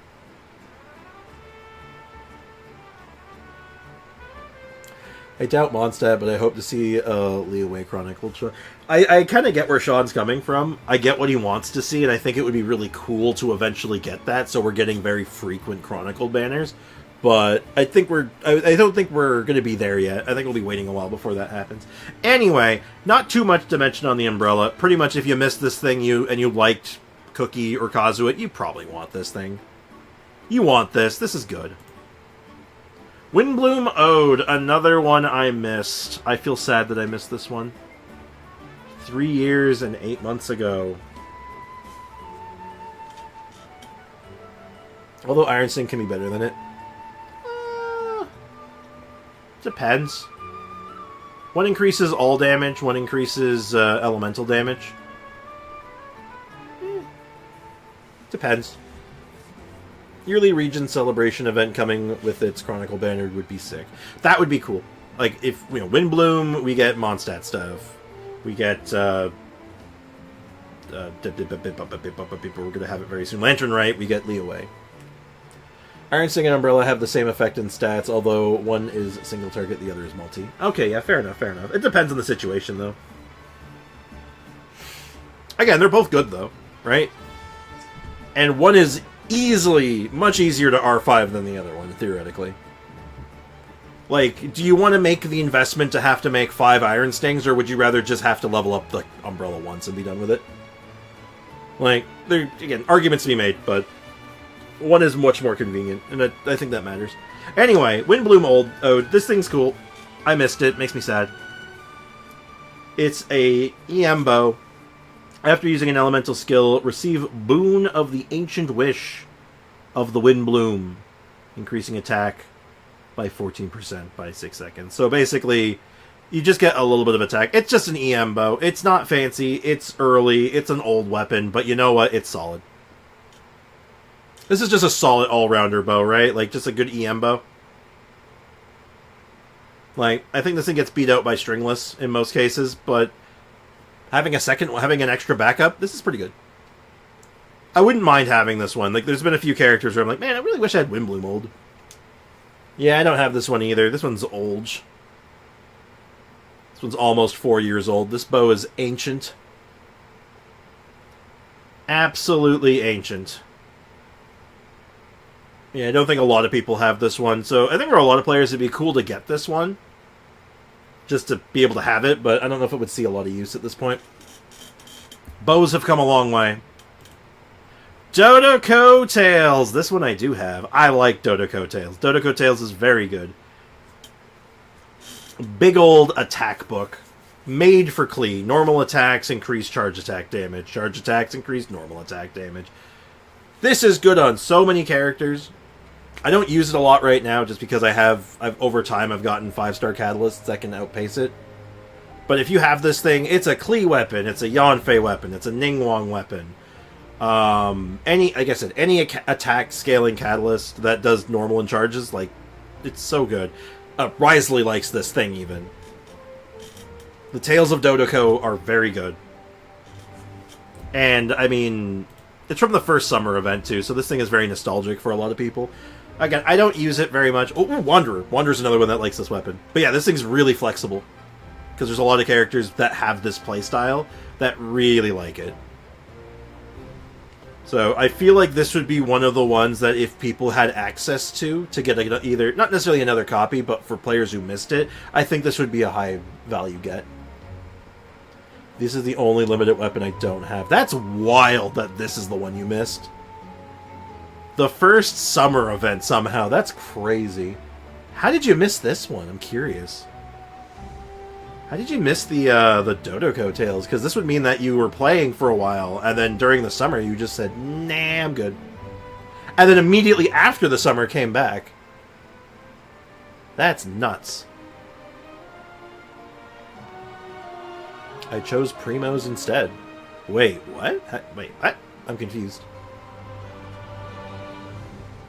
Wait.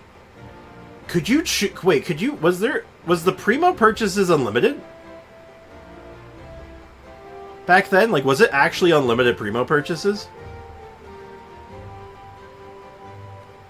So you could just keep buying Primos instead of buying the book? No way, oh my god. That could have been the case, because that was a long time ago, and they were still figuring out events. They were still figuring out how the hell to do event weapons. It was a different time, chat. It was a different time. Tell you, man, it was the Wild West. It was nuts. I don't know. I was just on Kavan with friends. I was too busy IRL. Oh.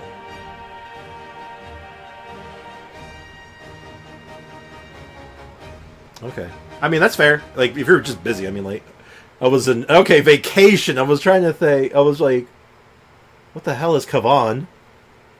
Cavan? Vacation. That makes way more sense. Didn't you have to spend resin on the events in the beginning? Yeah, that changed really fast, so that was actually before this weapon, thankfully. That was like the 1.0 events were like that. That got changed real fast, because people were like, this is terrible. This is terrible. This is awful. We don't like this. And then they were very quickly like, okay, our bad. Our bad. And then they went back on that one really fast. But anyway, Dodoko Tales is a good get. I think a lot of people who missed out on this would probably want it. 2 more to go. Dialogue of the Desert Sages. This is a good-ass weapon. HP polearm. It's good on only a couple of characters, but damn is it really good on them. Yao Yao loves this thing. Like, the Magical Girl lineup is pretty good, because it's Yao Yao, Chevreuse, obviously Zhao. I'm kidding. But yeah, just free energy generation whenever you perform a heal. Just perform healing, get energy. It's just good. Mika, it's good on. He's part of the Magical Girl lineup, of course. I've been switching between Mika and Chevy. Again, probably two of the best ones. Love Magical Girl Zhao, of course. There's a fourth one in that, isn't there? There's a fourth healer in that can use this thing, isn't there? I'm missing. I feel like I'm missing someone, but I'm not sure. A creature has opened my door. Which creature is it, I wonder? Is it Zumi? Hi, Zumi. Hi, Zumi. When I was down and out and feeling sick yesterday, Zumi was keeping me company, like, the whole time. She's such a sweet girl. Anyway. Yeah, no, this thing is awesome. I feel sad for people who missed this one because the event was so good. The event with this weapon was so good! Funny that it's a Sumu weapon, but it looks like it fits in, like, the Millennial series with, like, Freedom Sworn and Broken Pines and all that. Well, it also came from a Mondstadt event, so that kind of tracks, doesn't it?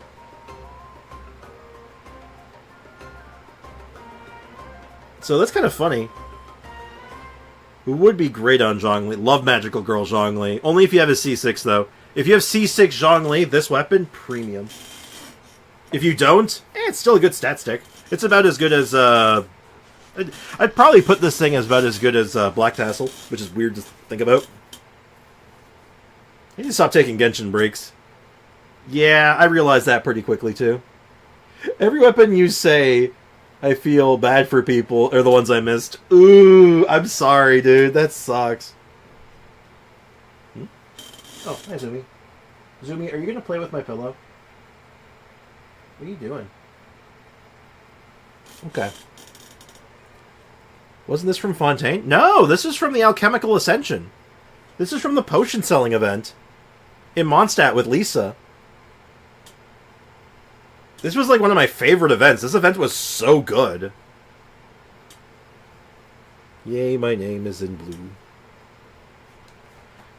Yeah, this was like legitimately one of my favorite events, and we got a polearm from it that was really, really good. That's like best in slot for a couple of characters who are really strong. It's like, yeah, this is great. Throw it on your Arlecchino because Magical Girl Arlecchino is a concept that is hilarious. I mean, you can't go wrong with this thing. If you missed this thing, damn, that's unfortunate. Because you missed a really good event, too. Yeah, no problem. Yeah, Chevreuse is probably its most popular use right now. Especially if you have the C6, because her burst is really good at C6. Because then you can do burst and then do the triple shot. And then the triple shot gives, like, massive bonuses to your damage. You just go bam, bam, bam. And this thing giving back some energy every time you do the healing it's good. It's very good. And again, Yao Yao is the other probably I'd put Yao Yao as like equal to Chevreuse in like use case, probably, just because they're both so strong in what they do. But I think Chevreuse is the more popular one right now. Yao Yao kind of gets put to the wayside, unfortunately, which is sad because she's really good too. But again, neither here nor there. Wait, wouldn't Magical Girl Arlecchino be Magical Boy since she mothered so hard she became a father?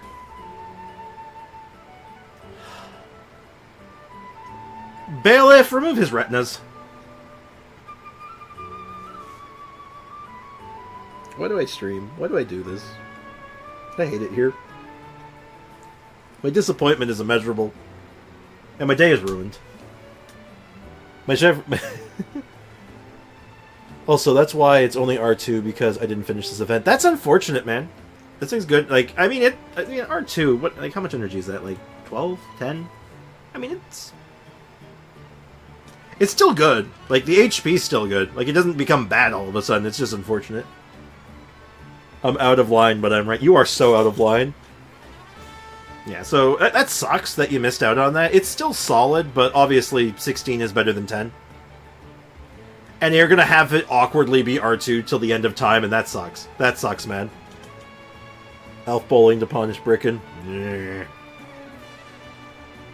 My Chevreuse ate all her cons thinking they were chips, so now she's back at C0. Your statement confuses and scares me a little bit. The HP is the most important, and I use Chevy with 8. Yeah, I mean, that's fine. Like I said,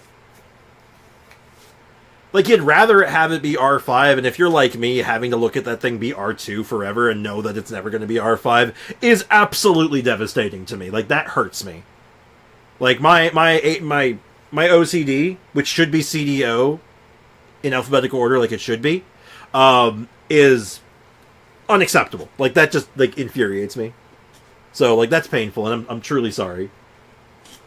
Alright, last weapon, though. Fading Twilight. This one is from Perilous Trail. I missed this one too. I don't have Fading Twilight. It's an energy recharge bow. I would love to have this thing. Okay, I'm going to take my 6 hours sleep now. It's night here. Alright, Star Entity, thanks for hanging out. Seriously appreciate you being here. Have a good night. Have a wonderful day tomorrow. Take care. Agreed, I would cry over an R2 event weapon. It's devastating! Like, dare I say, life-altering. Like, you need surgery for that. It's bad. It's very bad. What does Fading Twilight actually do, though? Has 3 states. Evergleam, Afterglow, and Dawnblaze. This is going to be confusing, isn't it? Which increase damage by 6%, 10%, and 14% respectively. When attacks hits an opponent, this weapon will switch to its next state.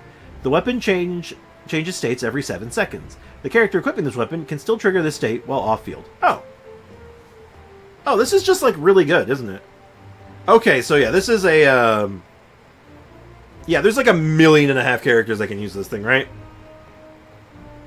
Like, you throw this on your Venti, you throw this on your Yelan, obviously. Kujo Sara, even, maybe? I don't know, that might be a bit of a stretch, but... Actually, no, it's still not even bad. The ER. Yeah, this thing's great. I feel sad that I missed this one. This is one that, like, I missed out on. Because this event came out, Perilous Trails started, basically right when I took my break. So, I'm like, you know what? I don't want to play Genshin anymore right now. I'm going to take some time away from it. Maybe I'll come back. I don't know. And then this event came out, and I missed it. And it's sad. What I understand, it's not Yelan's best free-to-play. That's surprising. I thought... Wait, what? Wait, hold on. What is then? What is her best free-to-play? Because I'd imagine this would be near the top of the list, no? It gives ER. It gives a generic damage buff. And it's, like, easily accessible. What's better than that? I mean, like, Favbo has more ER on it, I guess, and more energy potential, but, I mean, you can make up for that. And Sack gives you a second skill application, which is also very good, but does it beat just damage? Like, this gives the best of both worlds, right? You get a nice chunk of ER and a nice chunk of damage. Seems pretty free to me. Like, why wouldn't you want up to 24% additional damage? Or, sorry, 28. My bad. Like, that just seems good. Like, you're getting at worst 12% and at best 28. Like, isn't that just good? Like, wouldn't you want this over Fav if you have the stats for it? Like, if you don't have the stats, then I guess you use Fav, right? Because you want the energy. And if you're not getting your burst on rotation, then you have a problem. But, I mean, if you have the stats, you do this, right?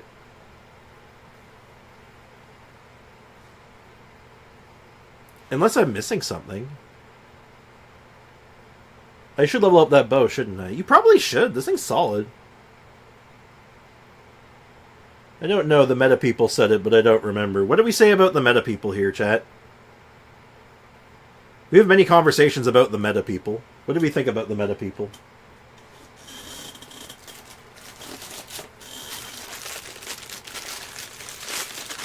I'm gonna have a cookie while I wait.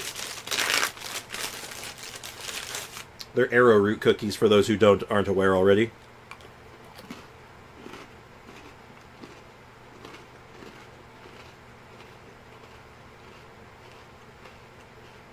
Oh, I wish I had this weapon. Hmm.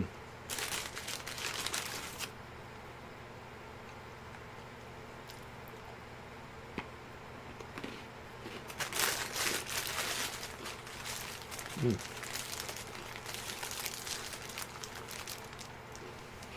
Hmm.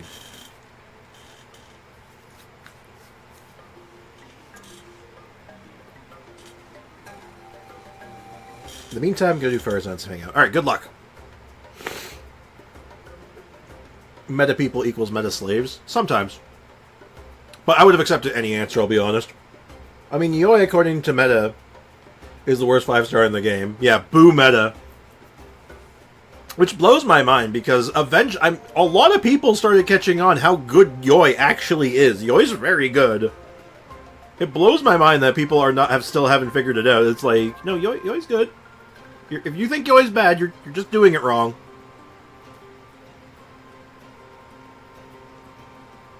Like, also, Sandra, don't get me wrong, I get the ER argument. That makes sense to me.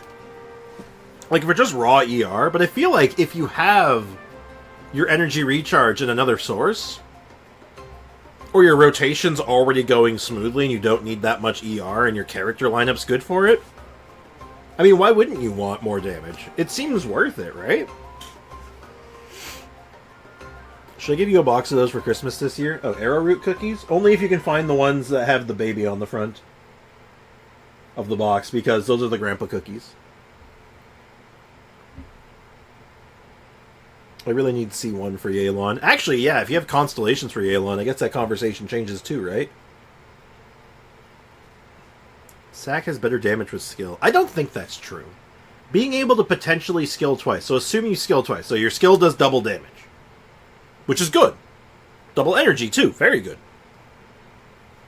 Does doubling the damage of a single hit beat out adding up to 28%? So 12, 20, or 28% damage to all of your hits? I don't know. Maybe. The baby got removed from the packaging as the adults still eat them. Well, then it's not nostalgic enough. Look, don't get me wrong. I got the one that doesn't have it either, right? Like, it is what it is, but, you know, they're grandpa cookies. And that's what I remember. I remember the grandpa cookies because they had the baby on the front. They used to try to tell... My parents used to tell me that the baby was me. When I was like a little toddler. Because they thought they were funny. But anyway... I would like to get her off an ER saying, like, timepiece. Yeah, I don't know. I think this weapon's super cool. And even putting aside the Yelan conversation for a second, throw this on Venti. Yo, I bet Venti would love this thing. I think as, like, an option for Venti, I think this thing's sick. This thing's awesome. Well, anyway, I'm going to wrap this up, the video side of this. So, for those who are watching this after the fact, thank you very much for watching. As always, cheers, take care, have a great rest of your day, and that's it from me. Bye-bye. Alright, that's the video done. The stream is not done, so we have things to talk about still. I have Aribo gummy candy that are chua and so good. They're not the sugar-free ones, are they? Sander, tell me they're not the sugar-free ones. You gotta be careful with those. So what is a better play for Venti? EM build or classic DPS attack crit build?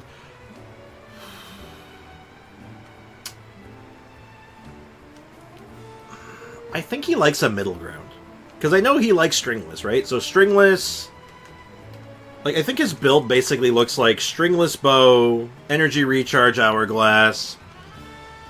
I think he does animo damage cup, and I think he does crit stats otherwise.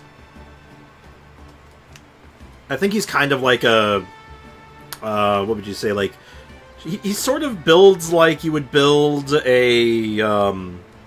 Fischl, but with more ER.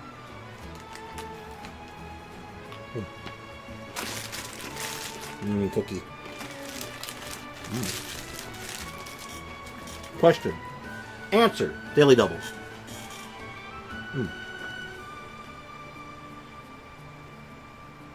Question. Is there a character that you built because of how much they helped your account, but really didn't want to? What do you think about that? Sort of. There's been a couple of characters that have sort of, like, towed that line a little bit. Oh, no, it's Christmas, and then it's German. I learned German a bit, but I can't read. It's a Christmas tree. I'm just going to note, if you can find out if those are the sugar-free gummy bears, you got to be careful about those, because the sugar-free Haribo gummy bears also act as a powerful laxative. So unless you want to accidentally shit your old asshole, you might want to not overdo it with those, so just be careful. We're Zhongling for me.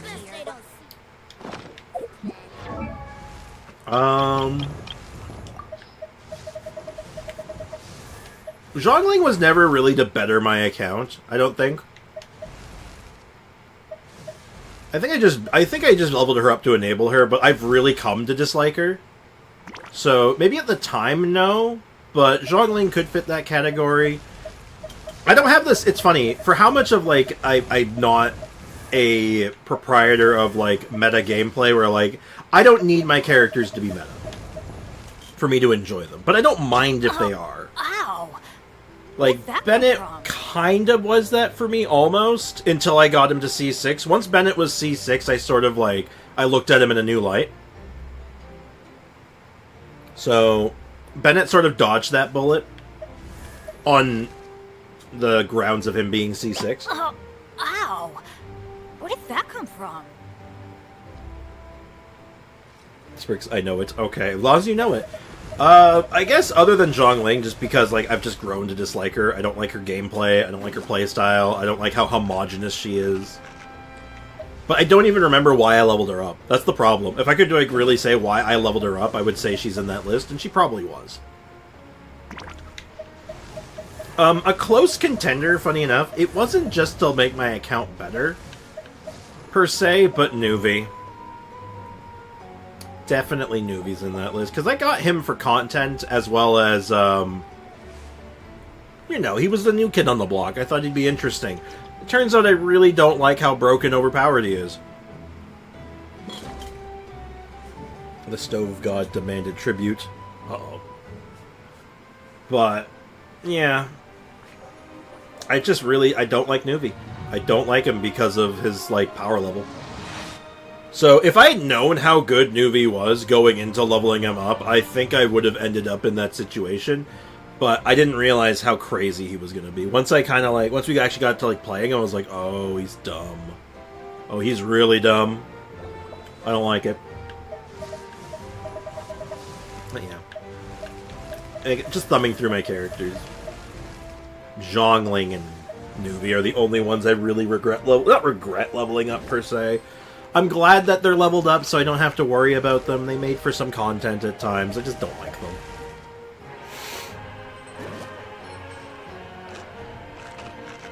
There is no sugar-free, big sugar-free mark, so think it's not sugar-free. Sad? I mean, the sugar-free ones, they're good. You just can't eat that many of them. But, yeah, most of the characters, even the meta ones that I use, like Fischl and stuff, I like Fischl. I like what she does. I like her playstyle. Fiorina I like, because I like what she enables. She enables stupid stuff. I love stupid stuff. That's like my favorite genre of stuff. Of course, Dehya, the most meta character in the game, broken sideways. I adore her. It's great.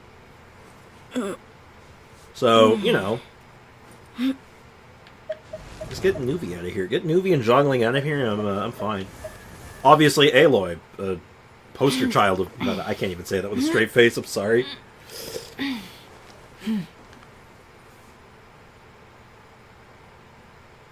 It's like feeling when the Bummer 2 Gomes, like, water and a plast. Okay, I need you to type that last one out really slowly and really think about what you're trying to say, because I have no idea what you were trying to say there, dude. I used to dump on Fischl, but now I love what she does. It's cool. I like Oz. I like the thing of just, like, I'm gonna summon my dude and let him just do his thing. Summon the dude. Just summon the dude. There's nothing wrong with just summoning the dude. But yeah.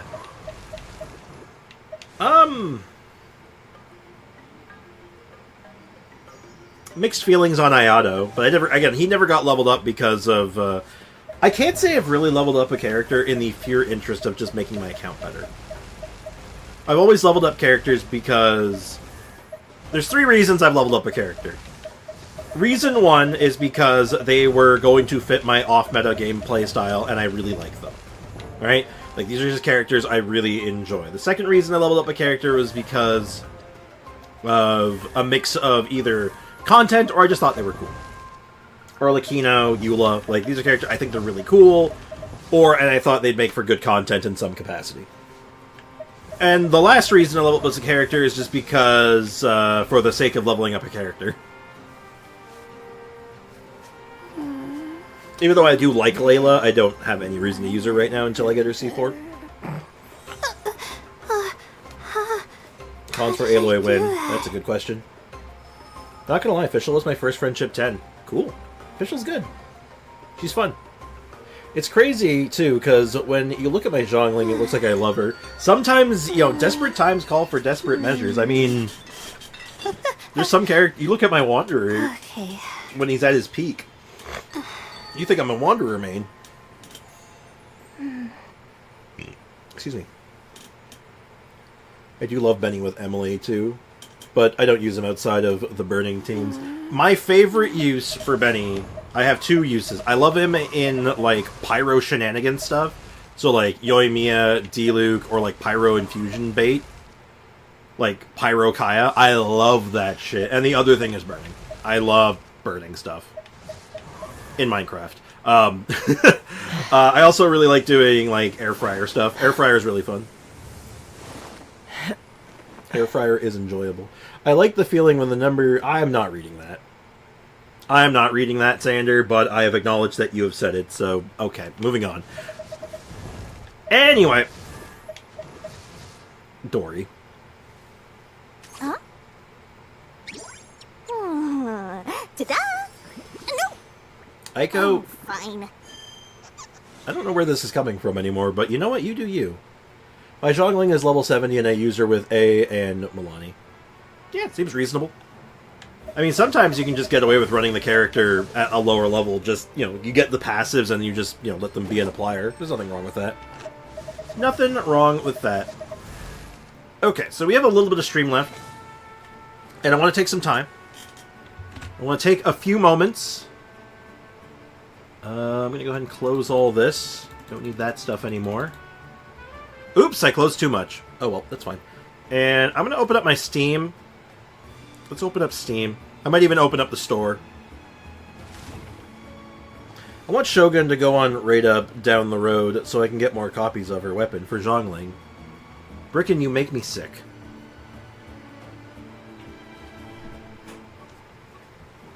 Actually, you know what? Bailiff, remove his arm hair.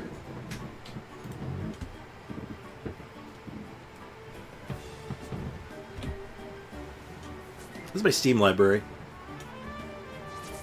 So, I want to pick a game. Would you ever consider doing an account review stream? Thank you, AO. I've done them. Like, not like full streams of it, but there's basically, usually every couple streams, a couple people ask, hey, can you look at this character? Can you look at my account? And I'll usually do it. So, absolutely. Absolutely.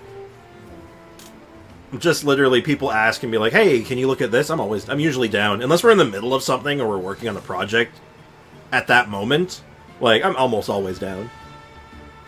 The extra 50 seconds were personal from me, Bricken. Damn! Damn! Brutal. Alright, though, I want to talk about, though, I want to pick another game. What do we play? I want to play a video game. I want to stream something that's a little bit fresh.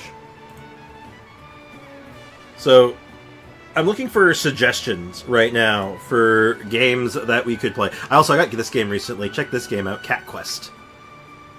I played the first one. It's pretty good. I haven't played the second or third one yet, though. Then we stream Cat Quest. Who wants to go on a Cat Quest? Christmas theme. Ooh. Okay, so holiday or winter theme. Okay. What game would fit that vibe? Oh, I tried this game. This game is weird. It's an escape room against an AI. I thought it'd be funny. I thought it might make for interesting content, but I never went. But it's still in beta, so I can't do anything with it. Roblox? Marvel vs. Capcom? Oh, hell yeah, dude, I love Marvel vs. Capcom. Everyone's too scared to play with me, though. I only got like 21 hours in this one, though, but overall I've played like thousands of hours. You want to play some Marvel vs. Capcom 2 and or 1 with me? I played it on stream a couple times. I don't think people are super into it, but it is interesting. Silent Hill 2, obviously Christmas themed. Your thoughts on the Power Rangers beat 'em up, like the old Super Nintendo ones, or is there a new one? Because the old Super Nintendo ones were good. Can someone tell Foxy I miss him? Foxy, Aiko misses you.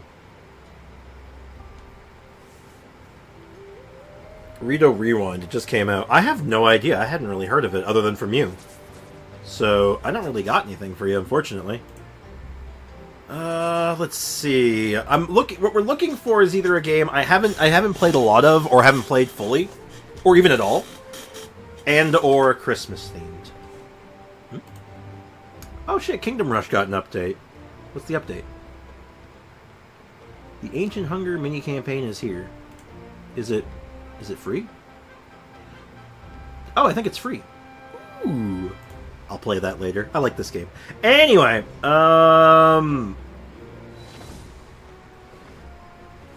ideas. I do not have the Steam version of Kingdom Hearts, unfortunately. It was on sale, but it's still a bit pricey. But I did not pick it up yet. I wasn't sure on it. To be honest, Sprix, I'm here for slightly spooky vibes all year. Honestly, same.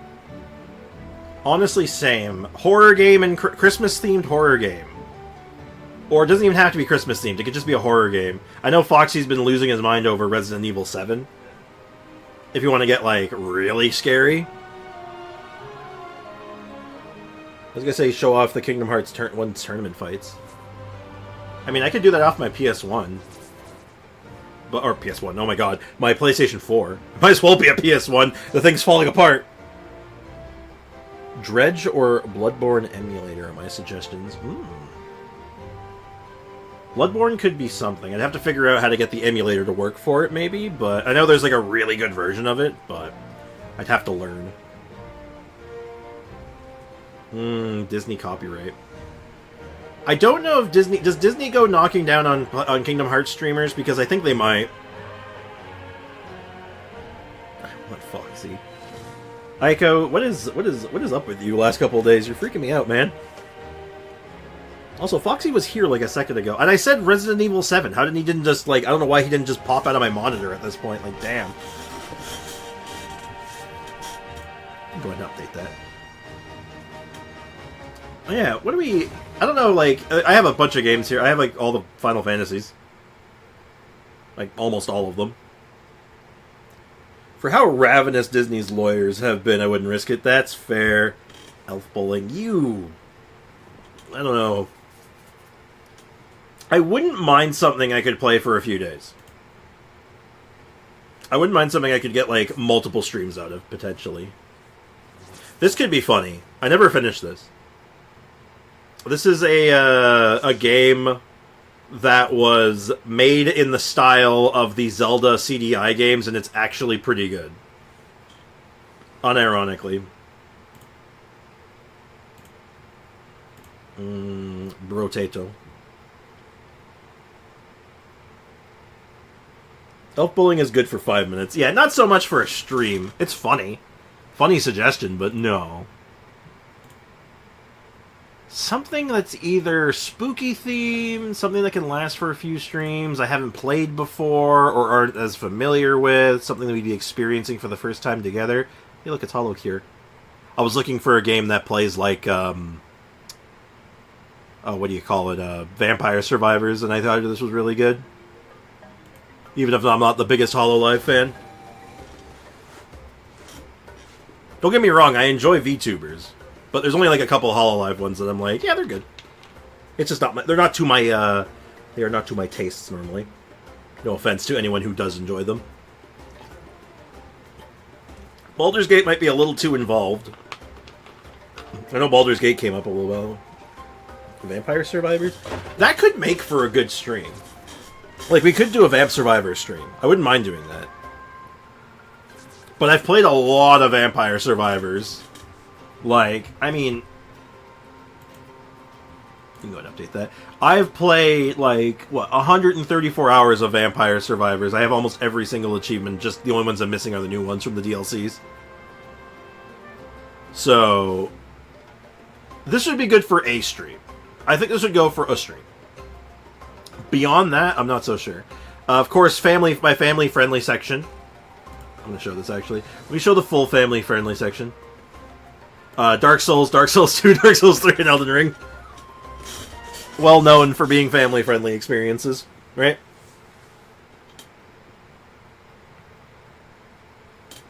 Ooh, how about a Dark Souls mod? How would you guys feel about a Dark Souls mod? 1, 2, or 3? Why are those family-friendly? Because you'd never expect it, that's why. It's in case the Spanish Inquisition shows up.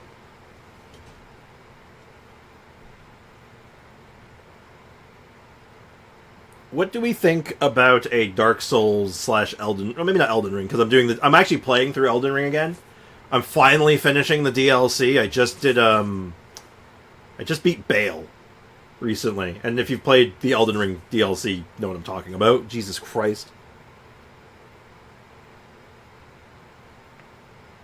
I know much of chat probably wouldn't stick around, though. I feel like we've gotten, like, Elden Ring and, like, Dark Souls have done up and down. Bale, what a beast. He is actually... Man, from the lore? Holy shit, Bale's insane. Dude fought me with one leg and kicked my ass 9 times over. Beautiful boss fight. Absolutely gorgeous. And then there was, I also did, what the hell? The Frenzy Lord. The Lord of the Frenzy Flame. What an easy fight that was. That was shockingly easy. Anyway, I need to bail. Alright. Catch you later, Sean. Do leave suggestions, though, if you come up with anything. Whether, like, it's through Discord or wherever. I'm looking for suggestions for some potential good stream options.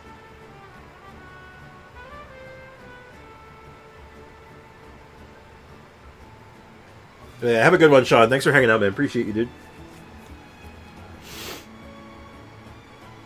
But does anyone here happen to know of any interesting Dark Souls mods that I may not have tried? Keep in mind, the ones that I have played through before, I have done Daughters of Ash, I want to say. And I've done Cinders.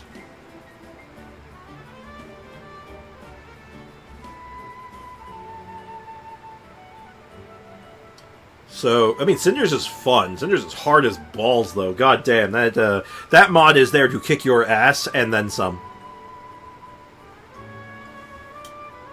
And then there's I know there's a Dark Souls 2 mod that makes it less shit. Because Dark Souls 2 is a game that's, it's not terrible. It's a good Dark Souls experience still, but it's got, like, these... It's weird. It's got weird problems.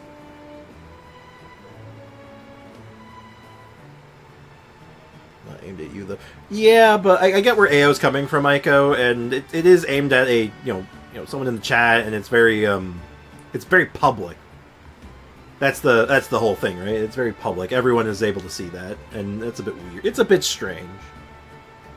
Do you know there's any Dark Souls mods that adds to the end game? I feel like it was always underdeveloped. Oh, absolutely. Cinders does. Cinders adds a bunch of, like, optional secret bosses that are ridiculous. Including, but not limited to, because I remember doing it when the last version of Cinders mod came out. It was, oh, what the hell was the name of the damn thing? The Knights of Gwyn. Where you got to fight Ornstein, Artorias, Hawkeye Go, and, I can't remember her name. I always forget her, because she's very minor in the story. But all 4 Knights of Gwyn at once. It's insane. It's a bonkers boss fight.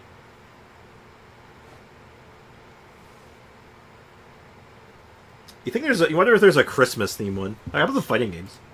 I have a bunch of the Blaze Blue games. I have Guilty Gear. King of Fighters. Tekken 7. Street Fighter 4. How about Pac-Man? Like, actually just Pac-Man. Someone mentioned 100% Pure Juice. I own that game.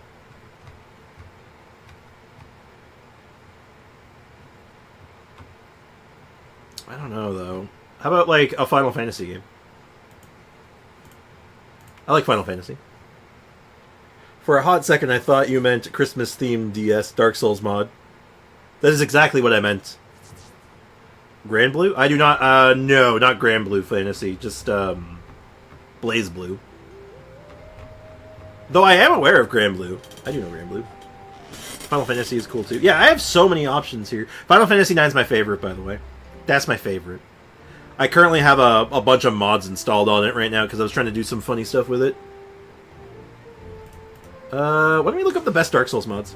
Let's start with Dark Souls 3, because Dark Souls 3 is like the best one. Dark Souls 3 mods. We're looking for overhaul mods, right? Cinders is nothing to stop me either. I found Convergence to be a little more interesting than additional pathing in some areas.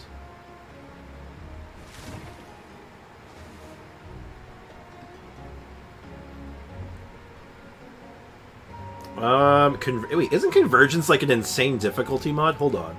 Wait, I might have found something interesting. What do you think of this title of a video? Getting divorced because of Yu-Gi-Oh! I think I've seen that before, actually. And I wouldn't be particularly shocked. Yu-Gi-Oh! Does have an effect on people.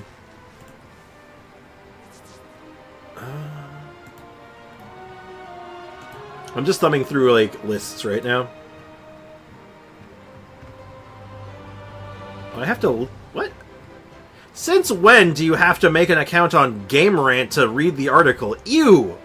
Ew! That's gross. Convergence.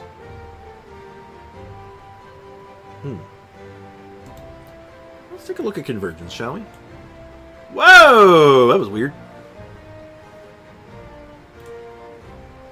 Well, let's get chat back. Hey, chat. What's up, guys? So this is information on the Convergence mod. I could have swore there's a Convergence mod for every Souls game, and they're like insane difficulty mods. Convergence mod is an exhaustive overhaul of Dark Souls 3 with dozens of new weapons, hundreds of new spells, extensively revamped areas and maps, improved visuals, new enemies, bosses, and much more. Go on. You only need to if you do their no ads membership, I thought. Apparently not for that article. I guess it's a premium article. Yeah. If you want to know the 31 best Dark Souls 3 mods, you gotta pay. Gotta log in. Hate to see it.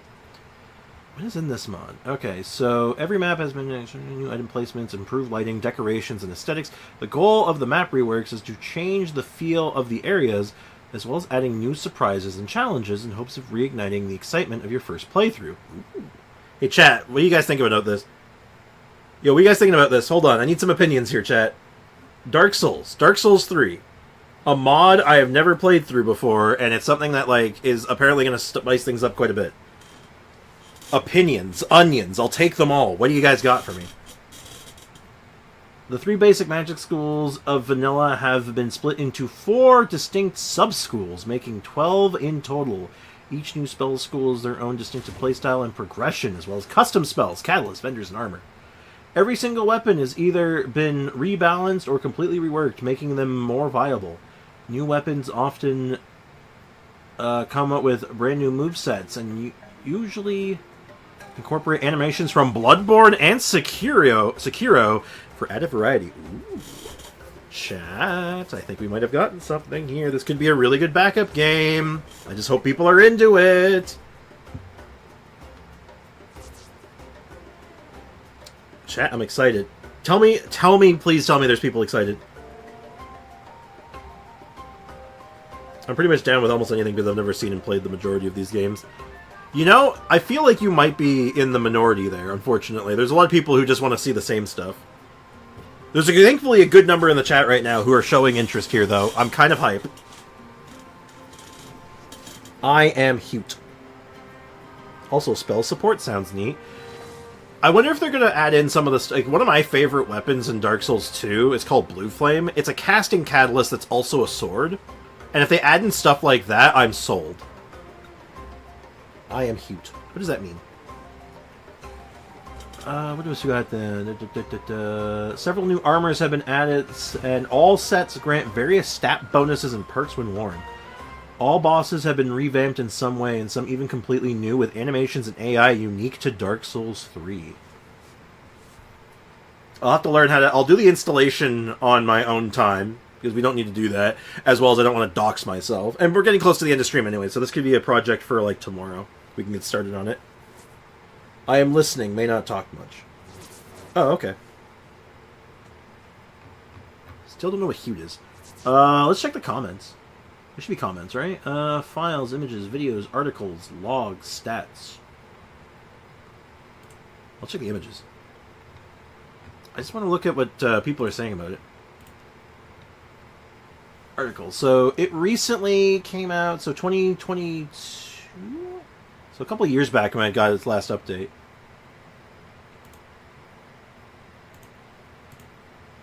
Stats.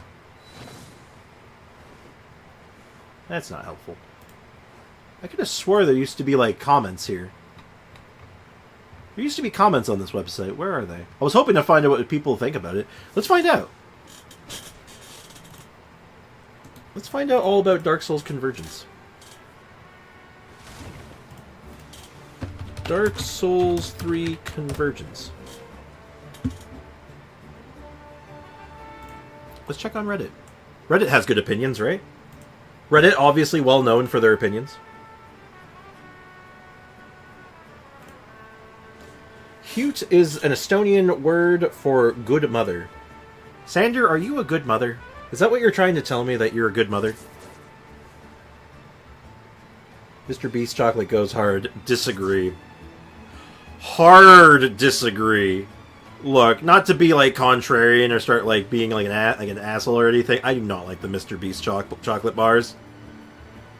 I've tried them. They're not good, in my opinion. If you like them, there's nothing wrong with that. Everyone has different tastes. I am joking. It's a made-up word. Oh, okay. All right. Neat. I've learned nothing. I am learned nothing. I am learned nothing. There we go.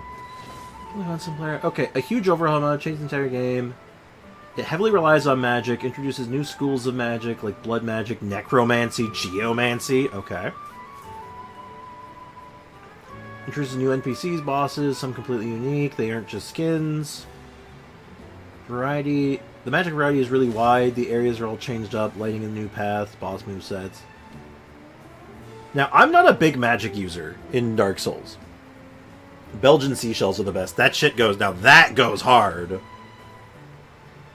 Speaking of taste, I'm gonna go see what food is here. Getting hungry. Smart play. Go get some food. It's good for you. You know, what the skibbity, see you later, you moldy Lunchable. This is a joke because some of you can't take them. Well, I appreciate that you made sure it was clear it was a joke, because I would be honest with you. There is, you know, it's hard to tell. So it's a skill that I will let you in on that's very hard to grab. Sarcasm is really hard to imply through text. Always remember that. Sarcasm through text does not translate particularly well. So what you did there was good. Honestly. Honestly, Aiko, that was smart. Good job. I'm being sincere. Yo, this guy's shilling for himself. Who would ever do that? Not me. I'd never do that. Do I recommend this mod? No. Oh. Wasn't nuanced reviews on Reddit most of the time. It was absolutely awesome. Revamp bosses, ton load spells. Rest of the time it was terrible. And one should look elsewhere, but never said why. Oh. Interesting. I felt my brain cells commit suicide with those words. After creating your character, you spawn in the map. You may be among unfortunate like me who can run decent games smoothly. Alright, undergo performance tanking. Lighting torches and much, but why not? Honestly, found quite useless. Alright, what the hell? Oh my god, this is hard to read. This is hard to read on this screen. I might have to change monitors for myself, just so I can read it. Discover. Target lock distance. Highly increased. Really too high. What was this review from? 2 years ago? So this is like the... Huh. Atrocious. Oh my god. I chose the Blood Knight because... String player in vanilla, and it looked like the way to go. Combine a sword with so-called magic overhaul. And that was a good pick. Starting spells. Mostly unlock straight line or homing. You snipe, a long life drain. Blah, blah, blah. Just skimming through it now at this point. This is so long.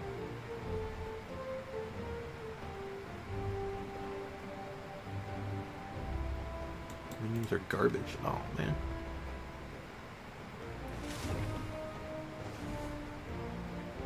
Okay, okay. I feel like this is, I think this is going to be a very good read here.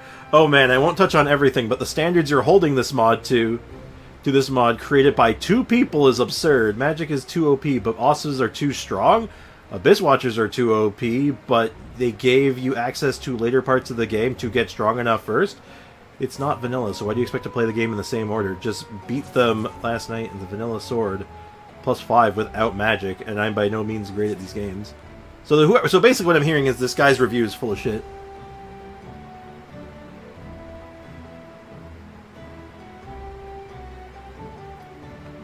Oh boy. Love Reddit. Love Reddit! We love Reddit.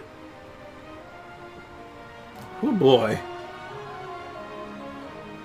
Maybe we should try this for ourselves. What do you think?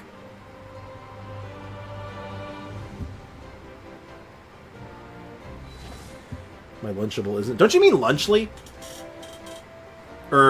Wait, what is the Mr. Beast one slash Logan or Jake Paul one called?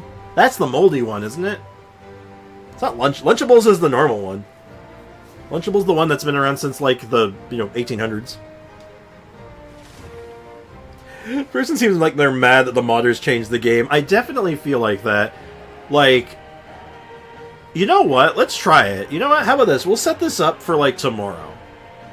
Like, as of, like, we'll try it tomorrow. I'll try to get it installed tonight. We'll do some Genshin tomorrow in the morning. And then afterwards, we'll jump into Convergence and see what happens. Even if it's shit, it's still good content. You know what, Sander? Fair point. Mr. Beast Lunchables should be called Travesty because of how bad it is. I heard they're fine now. Like, as far as I understand, they're fine. They're, like, no better than Lunchables. Except for, like, their shipping problems. But, regardless, the fact of the matter is, I'm gonna look into this. We're gonna figure this out. We're gonna do this together. And I'll set this up by, I'll have this set up by tomorrow, I think. And in the meantime, Genshin. We have things to do. Let's wrap things up correctly. Hopefully, people are into the idea of watching me try and struggle bust my way through something. But anyway, El Bebo. We've learned everything. We now know exactly who it is, because it is now obvious to anyone that it's Chevreuse. Okay. Well, actually, sometimes you just need to realize that it's calling. Bo came out near the end of... Oh, is that Yelan? I think that might be Yelan. That might actually be Yelan. Hold up. I kind of went through this really fast, but yeah, I'm pretty sure it's Yelan. Yeah, there we go. Yeah, it couldn't have been Ganyu, because of the version. So we knew it was... for those who don't know, like maybe who haven't seen the Genshin for a while or don't know, if it's a double arrow, that means it's at least one full cycle ahead. So that would mean that this can't be any older than 2.2. So when it's one arrow, that means it's the opposite. It means it's only one cycle. So we know it's between patch 3.0 and 2.0. Hi, Cass. Oh my goodness, your tail is twitching so much. Hi, Bubby.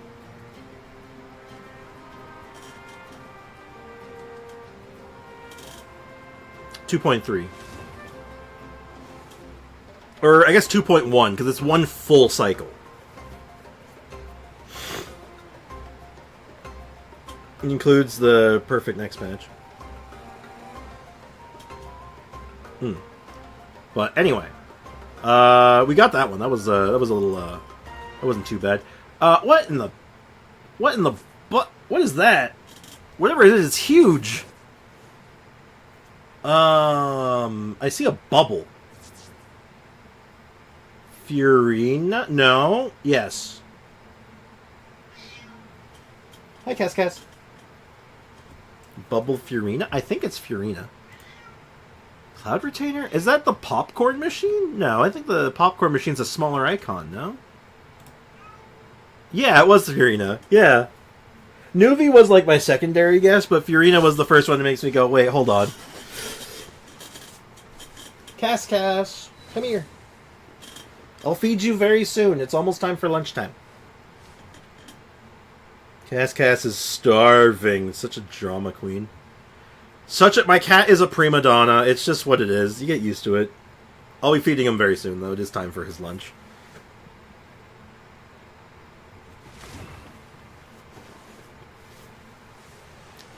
Dandelion, ride the wind to a faraway land. Who knows? The wind might take you all the way to Celestia. Oh, this one's come up before. This is this Venti? Aiko, is this Venti? Jean? Oh, it could be Jean. Could be Barbruh? It's someone who either sings like it's a bard, like, or a musician, or it's like... It's one of three. I don't remember, unfortunately. Where's Ayaka when you need her?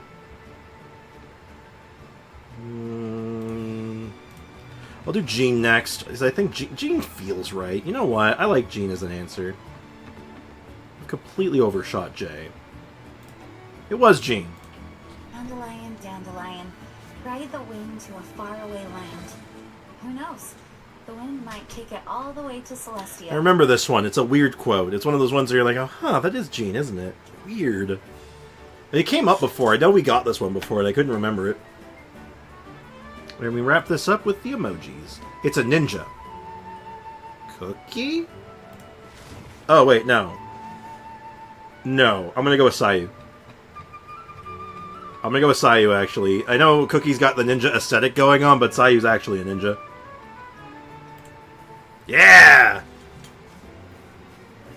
Sayu's not... Alright, Cookie is not actually a ninja. She's got the ninja aesthetic.